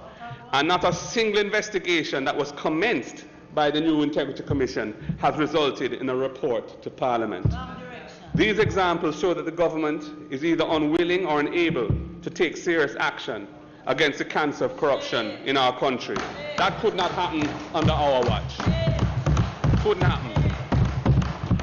Mr. Speaker, it is in this context of pervasive corruption that in 2019, for the first time, the powerful Organization of Economic Cooperation and Development, the OECD, has placed Jamaica on their grey list of countries that will be subjected to heightened surveillance for money laundering and the financing of terrorism. This is a new low for Jamaica. We are very concerned about this recent development, and we urge the government to step up its game and ensure that everything is done to get Jamaica off that grey list as quickly as possible. If we fail to act quickly, our economy could face possible adverse measures that would set the country back. Mr. Speaker, amidst all this darkness, I must mention one beacon of light. As chairman of the Public Accounts Committee, I must commend the Auditor General and her department. With limited resources, they have investigated and brought several comprehensive reports to Parliament that have exposed serious corruption in the government, including at Petrojam and the Caribbean Maritime University. 2 cabinet ministers and numerous public boards appointed by this government have all had to resign. Thank God we have at least one effective agency fighting against corruption. Mr. Speaker, I move to jobs without growth or prosperity. On the employment front, while we celebrate the data showing the fall of unemployment to 7.2% as at October 2019, continuing a trend which commenced under the last PNP administration, We are also acutely aware that the published data does not present a full picture of the situation on the ground. 741,500 Jamaicans, 741,500, remain outside the labor force, meaning that they are not working or are not looking for work. Some of them are students and retirees and so on, but about 350,000 of them are outside the labor force who should be gainfully employed. And what of those who the statistics count as employed? The International Labour Organization defines the employed as any person working for more than 1 hour during the week in which the survey was conducted. 1 hour. Any person working for more than 1 hour during the week in which the survey was conducted. This includes street vendors and even windshield washers, I'm told. Mr. Speaker, persons employed informally, and informal is defined as persons earning income but whose main job lacks basic social or legal protection or benefits such as NIS or housing trusts, numbered 484,800. Say that again. 484,800 are employed informally. That's 40% of the employed labor force as of October 2018. It is not known how many of the recently created jobs are of an informal nature. The low unemployment numbers sound good, but we have to be conscious that the full picture isn't told by them. Every MP in this House can speak to the youth on the corner asking for help to find a work. Every MP. This continues to be the reality out there. Mr. Speaker, I move to the issue of poverty. The country was alarmed to learn that poverty increased in 2017 to 19.3% of the population, up from 17.1% in 2016. Corporate area urban poverty increased by a frightening 30% in 2017. Mr. Speaker, this reversed a trend that had been going on from 2013 through 2016, when poverty had declined for 3 successive years. We brought poverty down for 3 successive years, despite the tough measures that we were implementing to rescue the economy. That's right. The poverty rate fell from 24.6% in 2013 to 21.2% in 2015, and further to 17.1% in 2016. So we were very alarmed to learn that that trend had ended, and in 2017 it had spiked back up to 19.3% and 30% in the corporate area urban situation. Mr. Speaker, the 2017 figures showed poverty moving in the wrong direction, moving away from the 9.9% that was recorded in 2007 as one of the significant achievements of the then PNP government. 9.9% poverty. That's where we left it in 2007. Mr. Speaker, during the 18 years of that PNP administration, we brought poverty down to 9.9%, from 33.9%, which is where it was at the beginning of the 1990s. From 33.9% down to 9.9%. That's what we did for poor people in this country. Mr. Speaker, we await more current poverty data to see what has happened in relation to the poverty rate from 2019 onwards. From 2018 onwards. The latest data we have is the 2017 data. I move now to the issue of inequality and tax policy. Mr. Speaker, inequality and poverty are long-standing and persistent issues in Jamaica. In terms of inequality, Jamaica ranks 96 out of 157 countries on Oxfam's commitment to reducing inequality index 2018. Jamaica lies between Honduras at 95 and Central African Republic at 97. Of the 25 countries in the Latin American and Caribbean region, Jamaica ranked 21st out of 25, 4th from the bottom of the pile in terms of inequality. In in April 2017, the Planning Institute of Jamaica issued a report on the likely impact of the government's shift to greater indirect taxation. That report indicated that poverty would be worsened by the government's tax policy of removing $30 billion in 2 years of direct taxation from the incomes of persons earning over $600,000 per annum and replacing it with various forms of indirect taxation totaling over $30 billion, borne by the general population of Jamaica, including the poor. While indirect taxation has advantages in terms of ease of collectability, indirect taxation is also regressive. It disproportionately burdens lower income Jamaicans relative to the more well-off. For each dollar of their spending, they pay more tax as a result, each dollar of their income. It worsens inequality. Even in the early stages of the economic reform program that we had to pursue, we had reduced GCT from 17.5% to 16.5% to help soothe the bitter medicine. So when the opportunity came last year to give a $14 billion tax break, when the IMF allowed the primary surplus to be reduced to 6.5%, we had called for a further reduction in the rate of GCT. We called for that.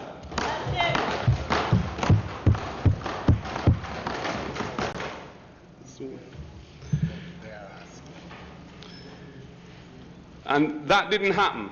We called for it, but it didn't happen because the government didn't think that the average Jamaican who had shouldered the burden of higher indirect taxation was deserving of a tax break. But, Mr. Speaker, we did not let up. Dr. Peter Phillips has consistently and stridently advocated for a 2% reduction in GCT.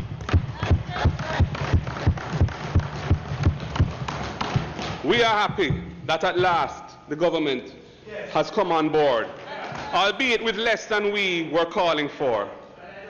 This 1.5 belongs to Dr. Peter Phillips. He called for it, he stuck with it, and he has won it for the Jamaican people. So I say, big up Dr. Phillips, big up, and thank you for this 1.5. Mr. Speaker,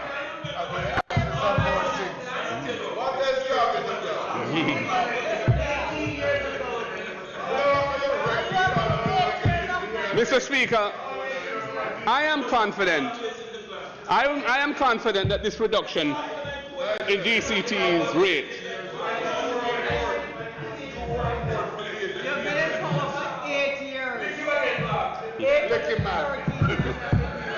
Mr. Speaker, I am confident that this reduction in the rate of GCT, this modest reduction, will end up paying for itself by encouraging greater compliance and increased spending, which generates more revenue. That is what happened with when the GCT threshold was increased. Again, something that we had called for, and that was implemented last year. The idea of increasing the threshold of annual sales of GCT registration emanated from Peter Bunting's 2018 sectoral debate presentation. And Mr. Speaker, I'm pleased to see that the government has effectively adopted another recommendation from Peter Bunting's 2018 sectoral debate presentation. The 375,000 tax credit for companies with annual sales of less than or equal to $500 million is essentially the same as his recommendation not to disadvantage small businesses which are established in corporate form as companies versus sole proprietorships as individual traders. His point was equalize that for small businesses, so it doesn't matter whether they trade as individuals or they trade through companies. The tax credit for small companies announced in this budget on Tuesday is equal to exempting 25% income tax on net taxable income of $1.5 million, which is what applies to individual traders. First, $1.5 million of individuals' income is exempt from tax.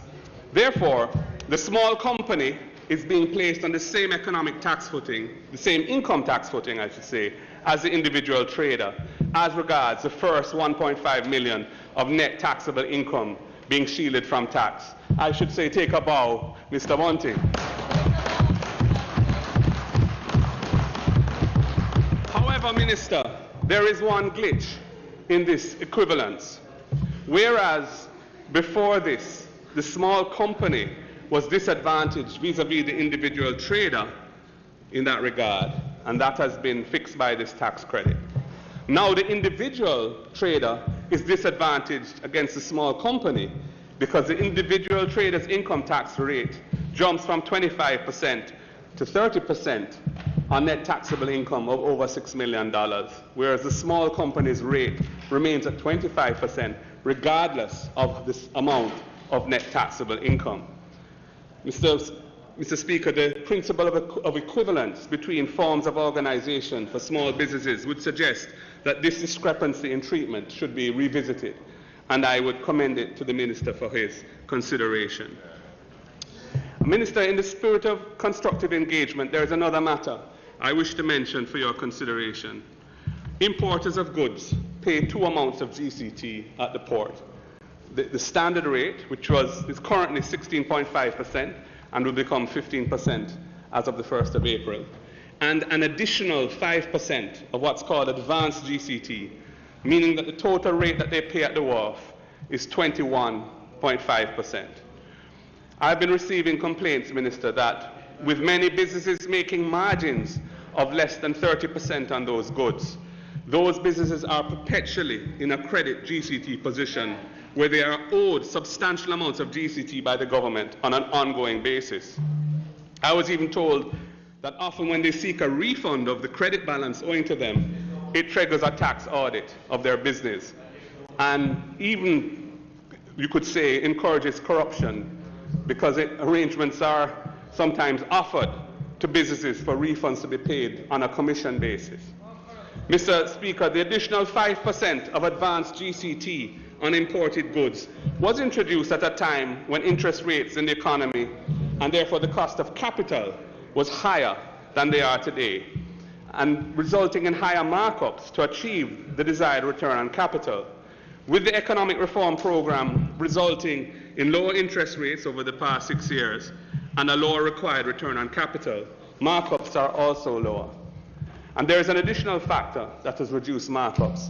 With people being able to import directly through buying online, with a range of delivery services available to import and bring goods to your door here in Jamaica, competition is greater, and that has further narrowed markups. Mr. Speaker, a business needs an average 30% markup on goods to be able to recover the 5% advanced GCT paid at the port. For many businesses, 30% is now significantly higher than their average markup, leaving those businesses perpetually in a credit GCT position where they are owed GCT by the government on an ongoing basis. And this hits their cash flow hard. It retards their ability to expand and drive economic growth. I'm therefore suggesting, Minister, that you look at this matter and consider reducing the rate of advanced GCT payable at the wharf, perhaps from 5% to 2.5%, in keeping with where margins have reached in the economy. Mr. Speaker, we support the announced GCT reduction of the standard rate to 15% from 16.5%. But we think the government should have gone further for the people. That's right. Further for the people. What we see is the government giving away $3 billion to the owners of the financial sector by cutting the asset tax in half. That $3 billion tax break will flow right to the bottom line of the owners of financial institutions who are already making very healthy profits. But I have to ask the question, Mr. Speaker, what about the ordinary customers of the banks who have been enduring high levels of fees and charges with no protection from this government? Mr. Speaker, Fitz-Jackson brought legislation to this House to protect bank customers from excessive fees and charges, but the government adamantly blocked it. The government has left the country's savers exposed. You've left the country's savers exposed, and now you're giving the banks a $3 billion tax break without even ensuring that something is done to protect savers from excessive fees and charges that numb out the money in their bank accounts. Mr. Speaker, I don't mind reducing the asset tax as part of the effort to improve the flow of credit in the economy. I don't mind it. I am in favor of trying to improve the flow of credit in the economy. But in fact, we were committed to doing that as the fiscal situation improved. But we would have ensured that it was accompanied by measures to protect the vulnerable savers who can't afford to see their money being ravaged by excessive fees and charges. And Mr. Speaker, this reminds me that last year, when the government chose to give a big tax break in the last budget to real estate developers, at that time, I questioned the fairness of giving so much of the tax giveaway, that $14 billion, giving so much of it to sellers of real estate, when ordinary Jamaicans were bearing over $30 billion that was added to indirect taxes in 2016 and 2017. This plea fell on deaf ears and we were ignored. So far, that tax break has benefited the sales of units in projects which had already begun before the tax break was even given. And it has therefore ended up as a big windfall for property developers of projects that had already started before that tax incentive was given.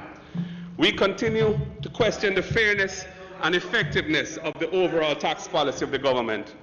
The fact is that other than mining, construction has been the worst performing sector in this fiscal year that we're in now, with negative growth in the construction sector, minus 0.6%, even after the big tax break for real estate developers.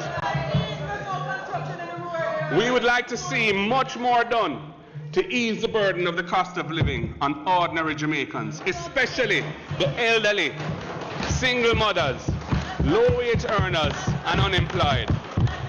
Mr. Speaker, the government must use the hard-won fiscal space to increase their disposable incomes, stimulate spending, and drive economic growth.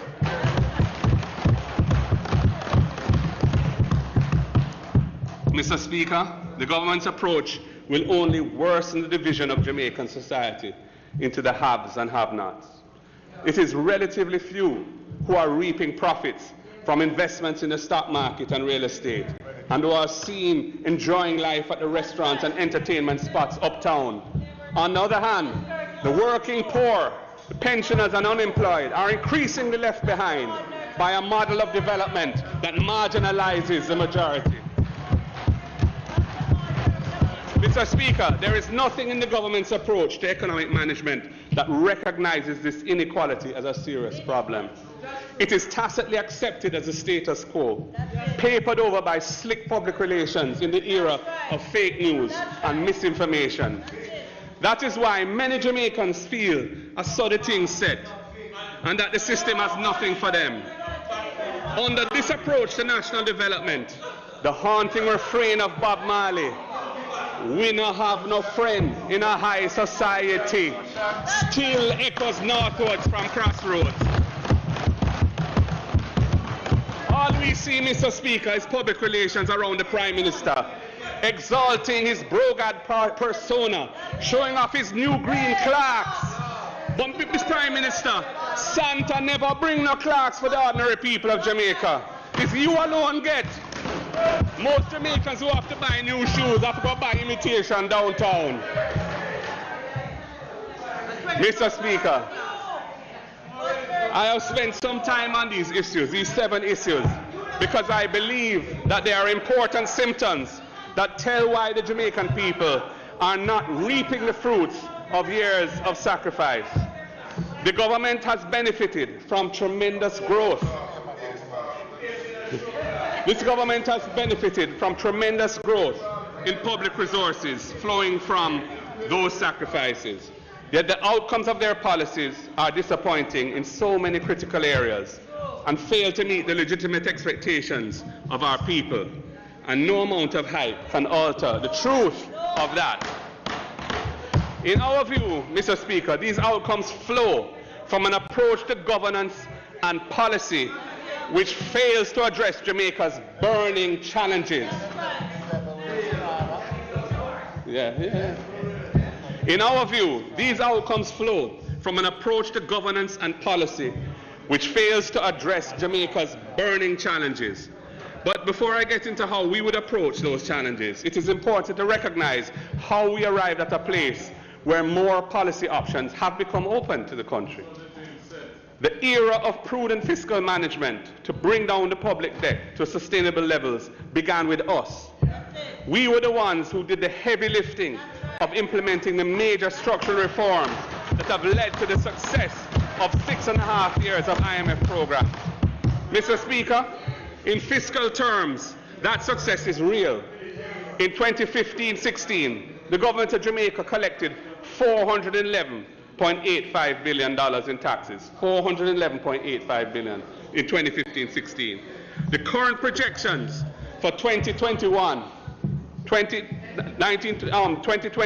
to 2020, the coming fiscal year, see the government of Jamaica collecting $603.8 billion in taxes. And giving back how much? The Jamaican population is now bearing $192 billion more in annual taxes than 5 years ago. The increase in tax collection since 2015-16 is 46.6%. This far outstrips the increase in inflation of 23.8% over that period.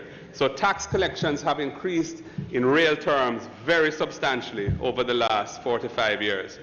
Mr. Speaker, we know that all this tax money didn't come from growth, as there's been precious little growth.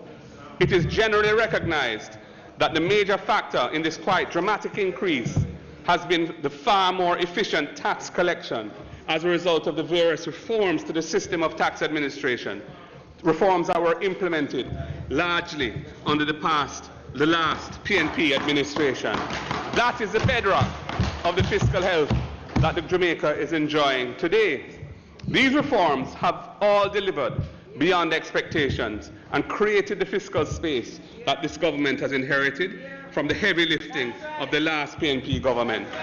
There is much more money available now because of the work we did and the fiscal foundation we laid.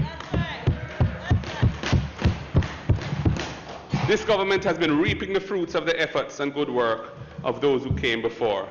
And this is a matter of record, and credit should be given where it is due. I would also like to speak to the record of growth, Mr. Speaker, over the past 15 years. In its full 6 years of government over that 15-year period, the PNP achieved real GDP growth of 6% in these 6 years. Despite all the hype, in the 7 full years of the JLP in that 15-year period, the JLP has brought cumulative negative real GDP growth of 0.5% in its 7 years. In terms of achieving an acceptable minimum level of real GDP growth, in terms of achieving what we would regard as an acceptable minimum level of real GDP growth, in the last 30 years, the benchmark of 3% was set by the PNP administration of 2006-2007 fiscal year. History records that the only year in which Jamaica has achieved 3% growth during this period was under the People's National Party, and that was under the leadership of the most honorable Portia Simpson Miller.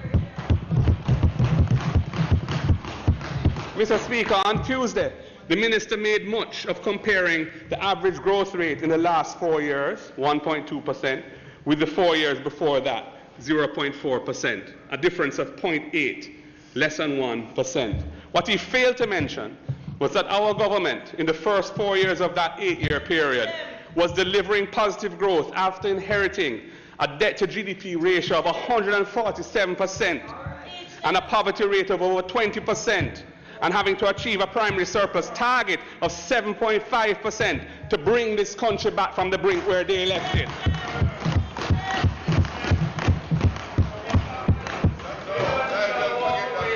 We left office with the debt-to-GDP ratio down at 150% after the new accounting adjustments were factored in. Poverty substantially lower and trending downwards, and Jamaica earned from the IMF a lower primary surplus target of 6.5%. What the minister also failed to mention was that the JLP government of 2007 to 2011, under Bruce Golding and latterly Andrew Holness, had average negative growth of 1%, minus 1% in their 4 years in office. They had average negative growth of 1%. That's minus 1%. The public debt climbed from 107% of GDP to 147% under their watch. Poverty rose from 9.9% to over 20% in their 4 years. And the IMF program was abandoned because they could not even sit the test. That is a mess that they left for us to clean up, Mr. Speaker.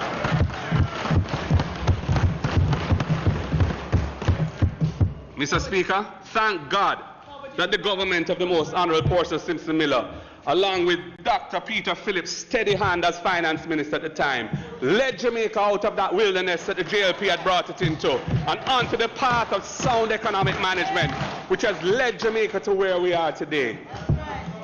Mr. Speaker, I want to talk a little bit about divestment of state assets to the public. We support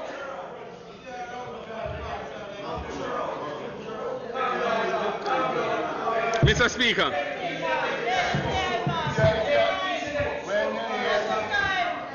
you say it about them? It about them? Reality, sometimes reality hot, sometimes it's hot. Yeah, when they throw the stone at the end of the pen, you know I would lick. Mr. Speaker, we support the privatization.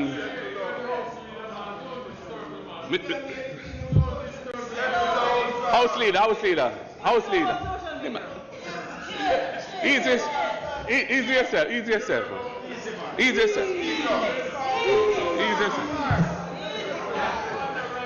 Mr. Speaker.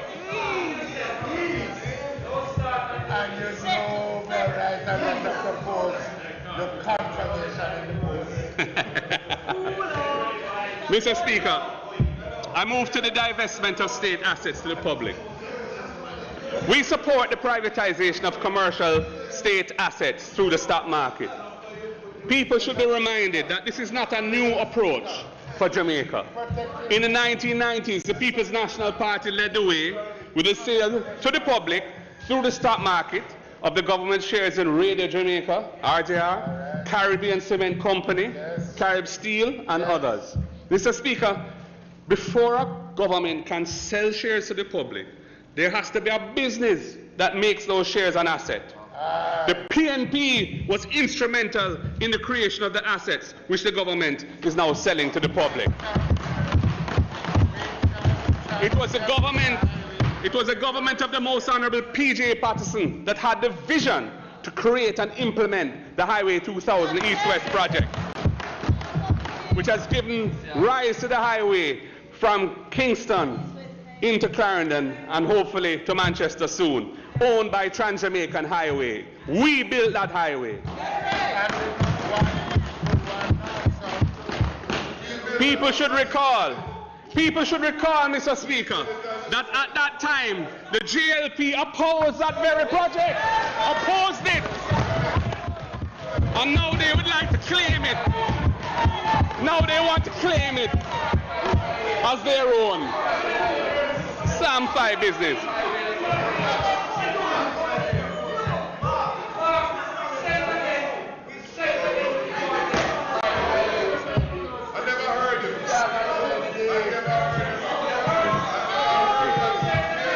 Mr. Speaker, we created that asset that Trans-Jamaican Highway has become. The People's National Party and the P.J. Patterson, we call it Highway 2000. It was one of the Millennium Projects. And it is that you have been able to sell to the public now. We're very happy for the public to be able to enjoy something that we created.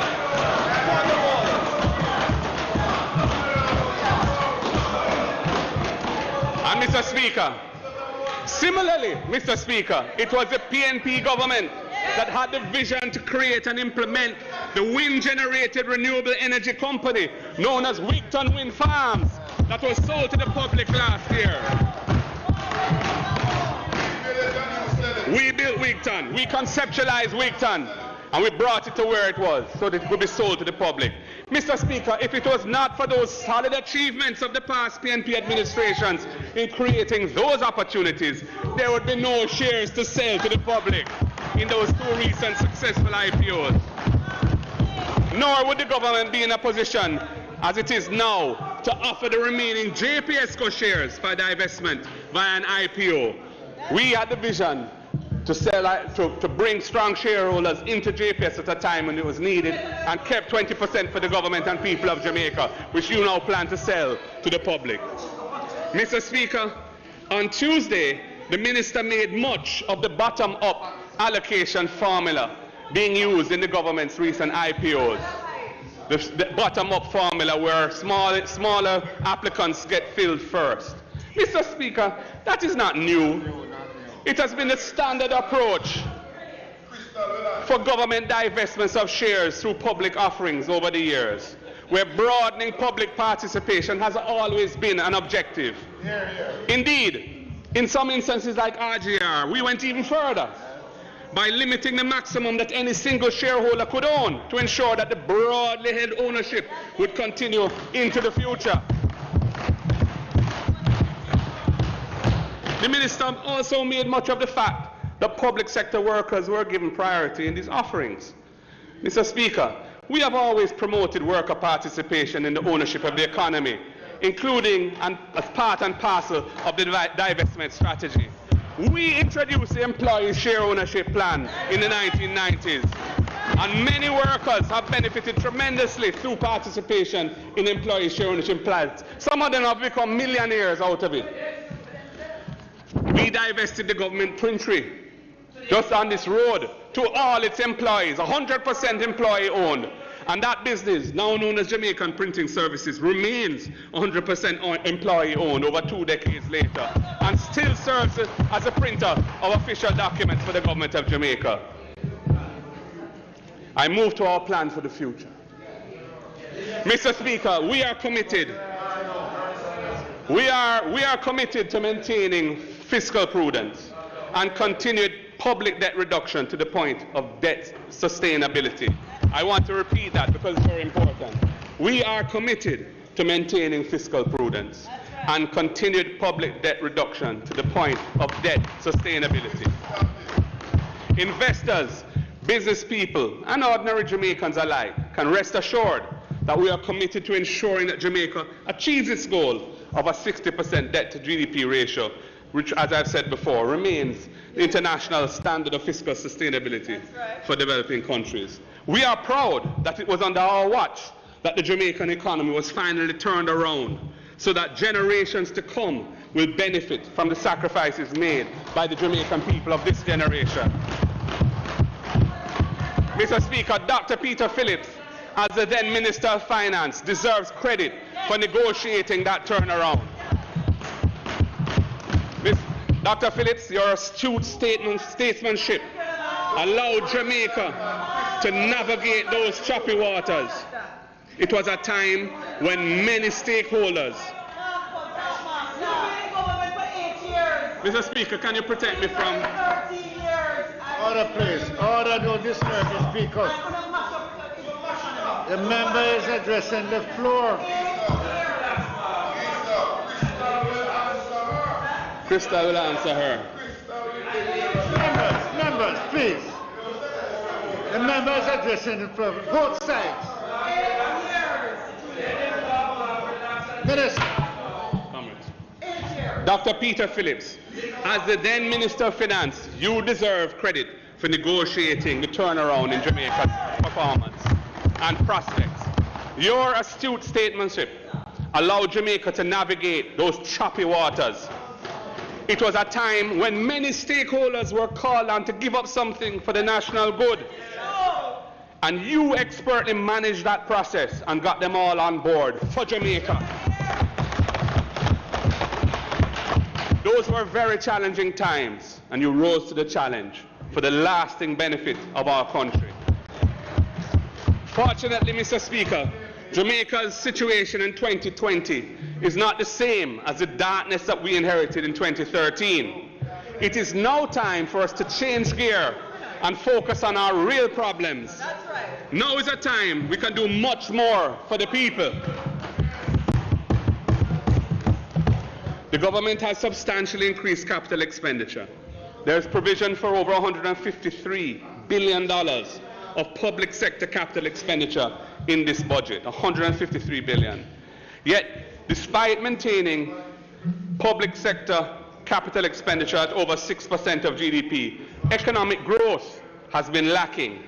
Their model is not working, and something needs to be done. Mr. Speaker, we believe that the time has come to vastly increase the nation's investment in the social transformation of the Jamaican people. It is only profound social transformation that will lead to the sustainable and inclusive economic growth that Jamaica yearns for. The People's National Party has always rejected the trickle-down approach to national development. As fiscal space opens, more can and must be done to address the fundamental problems that plague our society. This government has no commitment or strategy for doing that. If we stay on the current path of lopsided, inequitable development, the negative trends that bring hopelessness and despair to our people are only going to continue and get worse.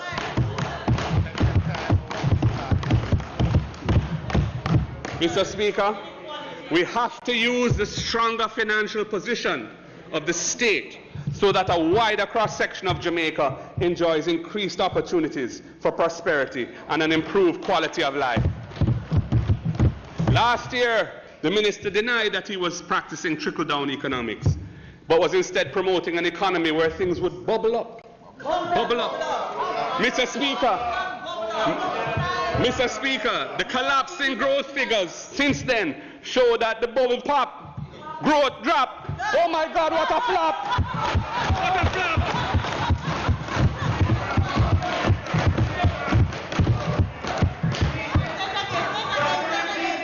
The collapsing growth figures since his bubble up statement show that the bubble pop, growth drop. Oh my goodness, oh my, what a flop. It is not growth that has bubbled up, Minister. It is not growth that has bubbled up. The growth bubble bust, it pop. But murder bubble up, corruption bubble up, dengue bubble up, garbage bubble up, hardship and sufferation bubble up.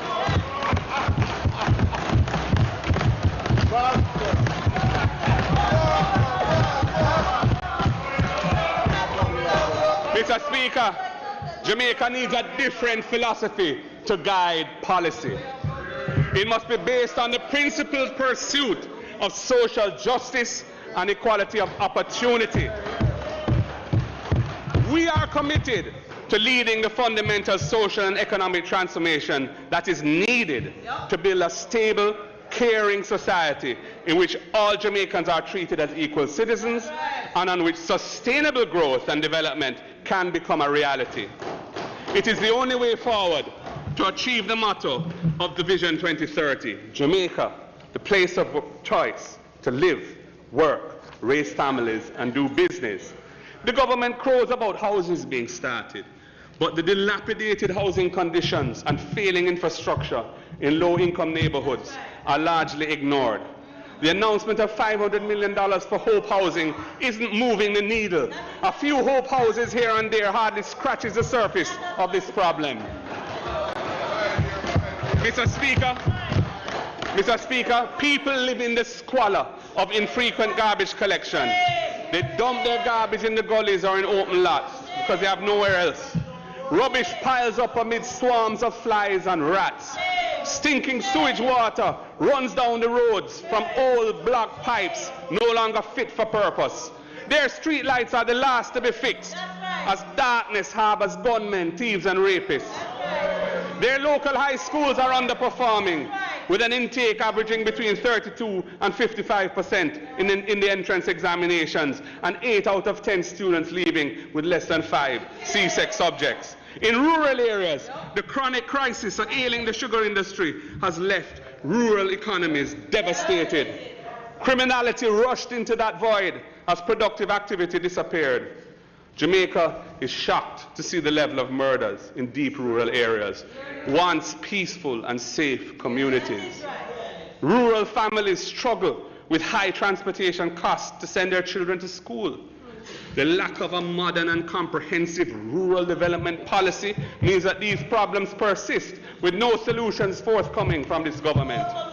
Mr. Speaker, it is these conditions and the profound negative social effects resulting from them that must be turned around for Jamaica to achieve a cohesive, balanced, and safe society. There is nothing in the policy of this government to make a real change to these conditions over the next few years. This is where the available public resources must be targeted. This is the mission of the next PNP government. We believe education and training are the future, and they will be a central plank of our commitment to social transformation. This government hasn't even had a proper Minister of Education for a year, since the former minister had to go as the CMU scandal came to light.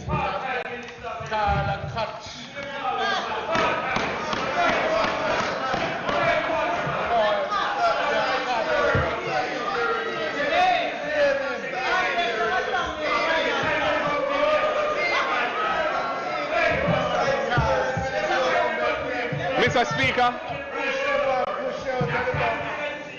under this government, basic schools are struggling to survive, and many have been closing under the weight of high operating costs. I can tell you I've seen it myself. Social transformation, Mr. Speaker, means prioritizing investment in early childhood development to start our children right.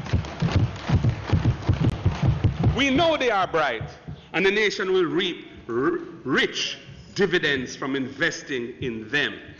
We need to fill the gaps from teenage pregnancy, single-parent families, and poverty. The state must ensure adequate nutrition, infrastructure, and technical support for basic schools to ensure a first-class start in life as a foundation of all Jamaican children. Basic school teachers must be paid in keeping with the critical role they play in national development. The weaker primary schools are channeling underprepared students into the weaker non-traditional high schools, perpetuating the weak social fabric of the country and the high level of violent crime.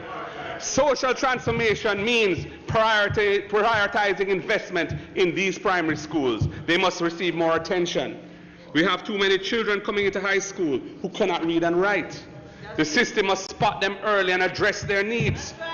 Our non-traditional high schools lag far behind the far smaller number of traditional high schools in terms of graduating students with a minimum of 5 CSEC subjects, including English and Maths. This situation, which we have referred to as the apartheid in Jamaica's school system, must be addressed to tackle the growing inequality and social dysfunction in our society. Minister, while we welcome the adjustment of the commencement date for the repayment of Student Loan Bureau loans to 14 months after graduation, this does not go anywhere near far enough. The present structure of the Student Loan Bureau loans is to place the risk of finding employment after graduation and at a salary that can manage the monthly student loan payments entirely on the student. It is the student who bears that risk. This acts as a strong disincentive for students even applying for student loans, especially from less well-off families. It is not right that graduates who can't find a job after struggling hard to earn their degrees find their names being published in the newspaper as loan delinquents. The need to find guarantors is also discriminatory against poor students. The need to find guarantors is also discriminatory against poor students. And the numbers show that recovery from guarantors of delinquent loans is relatively insignificant in any event. Mr. Speaker, I'm going to repeat that point. The need to find guarantors, I struggle to deal with you. The need to find guarantors is also discriminatory against poorer students. And the numbers show that recovery from those guarantors of delinquent loans is relatively insignificant in any event. We think that this is the wrong approach, Mr. Speaker. We believe that it is the state, not the nation's students, who must bear the responsibility of creating economic conditions where the students can readily find good-paying jobs. We think that the monthly payments on student loans should be capped at a manageable percentage of the borrower's actual income. I repeat that. The monthly payments on student loans should be capped at a manageable percentage of the borrower's actual income. The next PNP government will reconfigure the Student Loan Bureau loan structure to cap monthly payments at a manageable percentage of actual income, so it is not an excessive burden on young graduates. We will make borrowing a student loan to invest in their education some things that students no longer need to fear. We will also eliminate the requirement of guarantors as a condition of students being able to borrow student loans, so that families don't have to find guarantors anymore, and every student can have access to funding to further their education. Mr. Speaker, greater and more effective investment in education and training, supported by research and development in science and technology, are essential if Jamaica is to rise and achieve sustainable and inclusive national development. Many of the jobs being created now are low-skill jobs, paying low-skill wages. Jamaica has made strides under successive administrations as a business process outsourcing destination, but our competitive advantage must be less about providing a low-cost opportunity for outsourcing, and we must transition the sector over time into more knowledge process outsourcing services, leveraging the talent and training of young Jamaicans in legal, accounting, digital services, and so on. To achieve this, Mr. Speaker, we must modernize our educational and training institutions to produce the workforce of the 21st century global economy. Investment in teacher training institutions will be a priority, focusing on providing the expertise in teaching mathematics, science, foreign languages, and other strategic subject areas that national development into first world status depends on. We will invest in bringing technology to our schools to relieve parents of the unnecessary and cruel burden of buying so many expensive textbooks, some of which are hardly even used. Textbooks will be accessible to children online, and classes will be delivered by the best teachers through online channels. The Tablet in Schools program crashed under this government, with virtually nothing delivered not one delivered after 4 years. Shame and disgrace. The program to provide students with computers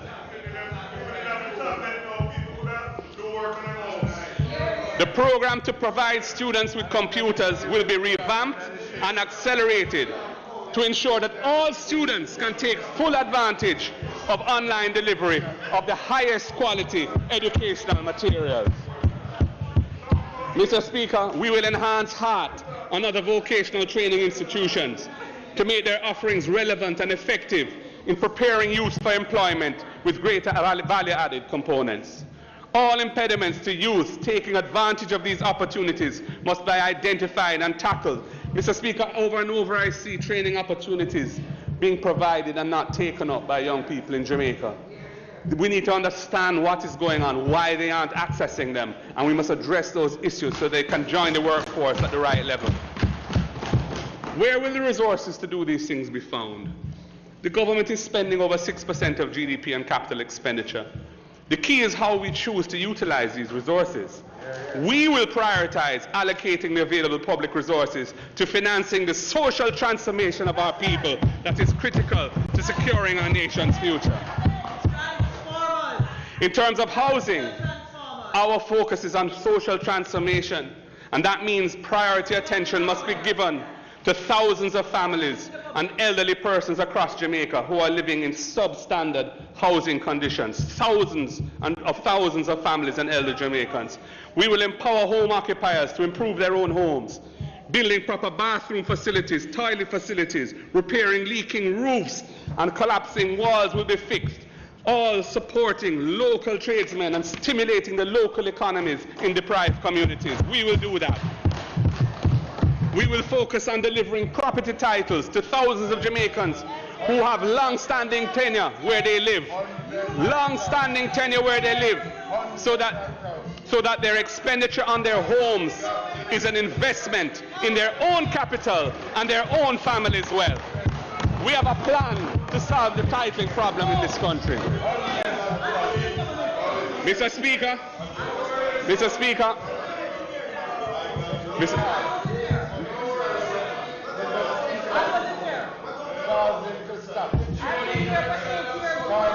The cheerleaders are listening on both sides. So no go ahead and cheer one another. They're not in a parliament making a presentation. They're a group of cheerleaders. All right. Mr. Speaker, innovative legislation will support these initiatives. In the same way as we pioneered the legislation to liberate thousands of multi-generational estates that were tied up for decades in a legal quagmire of colonial-era laws that held our people back from progress. We did that by revamping the Administrator General's Act. The only country in the world to have that approach. One of the Mr. Speaker, one of the impediments to sustainable real GDP growth in Jamaica is archaic bureaucratic processes, grounded in legislation, both primary and secondary legislation that is out of date and in need of modernization. Ability to identify and proactively push through reforms is therefore a key performance metric of any government in Jamaica. Key. Under the last PNP administration, we passed 121 acts of parliament during the 49 months that we were in office, averaging 2.47 acts per month in office. 32 of those 121 acts were transformational legislation required under the Jamaican IMF program and were critical to Jamaica's successful and internationally acclaimed performance under that program. Mr. Speaker, in contrast, this JLP government has passed 99 acts of parliament in its 48 months in office, averaging 2.06 acts per month. So, measured by laws passed, the PNP's legislative performance was over 20% better than the JLP government. Mr. Speaker, this is reflected in the inadequate response. This is reflected in the inadequate response to the epidemic of murders that is devastating Jamaica. The one significant attempt in their 4 years in office, which was the ZOSO legislation in mid-2018, has had very limited national impact. 2017 has had very little national impact, only being used in two small areas of the country, Mount Salem and Denham Town. When we were in office, we introduced DNA legislation. We passed the anti-gang legislation.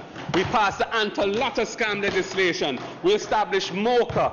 Those were strategic laws that are bearing fruit now, not to mention all the reforms of the justice system, which the Chief Justice is now leveraging and using.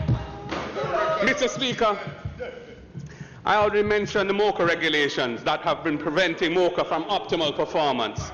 Similarly, the failure to implement the new Road Traffic Act passed in 2018, developed under our watch as well. We tabled it, but we didn't have time to pass it.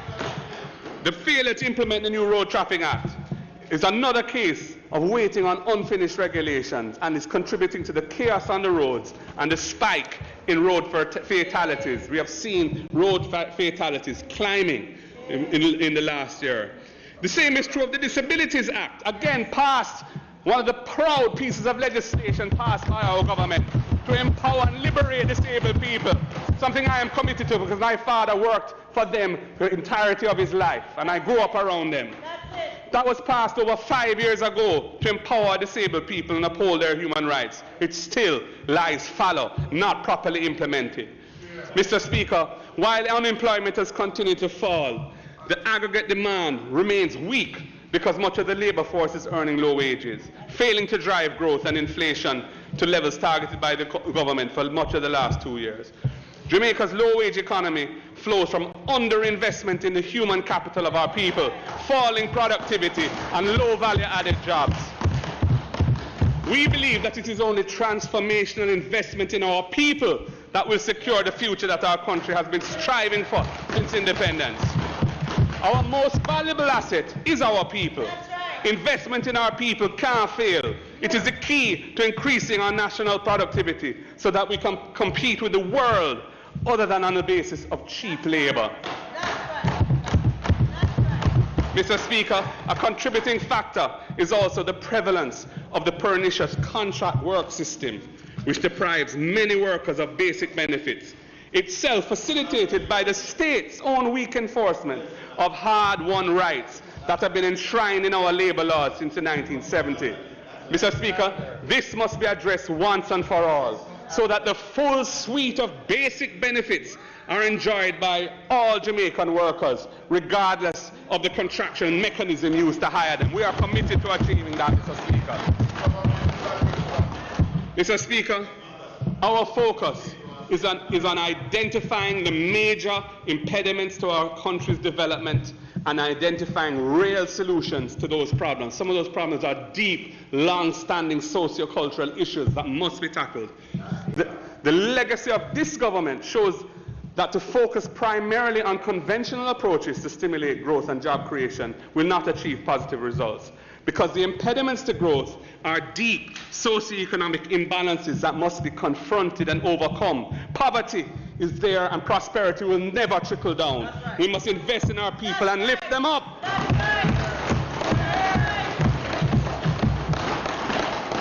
Happily, Mr. Speaker, the success of Jamaica's fiscal reform program over the last 6-7 years means that the macroeconomy can support greater focus and attention on solving these problems and building a bright future for our people. We see our people as the resource that can lead our country to greatness. Our emphasis will be on freeing our people of the many constraints that are holding them back. We will invest in Jamaicans to build the new Jamaica. Mr. Speaker, equality of opportunity is our motto. Social justice is our guide. We are the movement that led Jamaica out of colonialism. We are the movement that brought a social revolution in the 1970s to root out the historic discriminations of the past. We are the movement that liberalized the economy from excess regulation, abolished exchange controls, and created the market-driven system that encourages the entrepreneurial spirit and business acumen of our people. We are the movement that brought modern infrastructure, investment in our seaports and airports, the highway linkages across our island, north, south, east, and west, and a modern system of telecommunication. We are the movement that brought the Jamaican economy back from the brink of disaster, structurally reformed the economy, and put the country on a sustainable fiscal path towards low debt, and won the confidence of Jamaicans to live through bitter medicine so that our nation can look for a brighter future. We are the movement. We are the movement that will move Jamaica onto a path of just and sustainable development. We will tackle the causes of persistent poverty and social dysfunctionality. We will socially transform our society to one where Jamaicans can live in love for each other and our economy can grow and thrive. We will bring back the hope and we will bring back the love. God bless the Jamaican people. God bless our beloved nation. One love, one heart, one destiny. Thank you, Mr. Speaker. The word is love.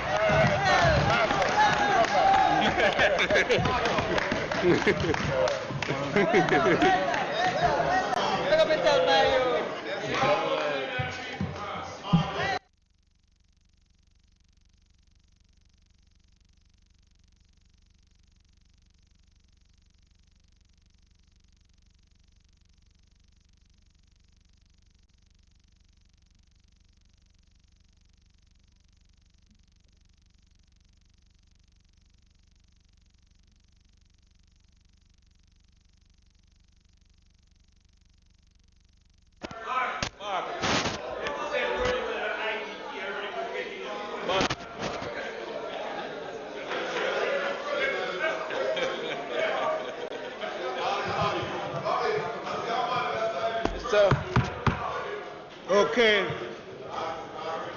Mr. Speaker. Parliament is still in session. Mr. Speaker, from whatever the perspective the member gave a very lively and invigorating presentation, and he's deserving of credit for that. Well done. Well done. On behalf of your party, they must all be very pleased with you. Anyway, that's only half of the story. The other half will be told. The other half will be told next week. There will be a response. Mr. Mute, I'm not hearing you. So, Mr. Speaker, just hold a minute, please. Let's have some order, please. Speak in the mic. Go ahead now. Huh? It is not intended to do any further. What? Huh? Oh, you're not hearing me. Go ahead, sir. Go ahead. It is not intended to do any further business today, so I invite you to adjourn this House until next week, Tuesday, the 17th, at 2 p.m., when we will hear from the leader of the opposition, the member from East Central, St. Andrew.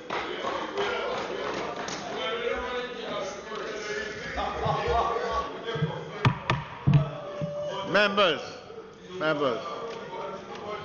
let's have some order, please. We're about to adjourn the House on a resolution until next week, Tuesday, the 17th at 2 p.m. I want to ask that until the mays go through the door, that we respect that we are in session. This House now stands adjourned until 2 p.m. on the 17th.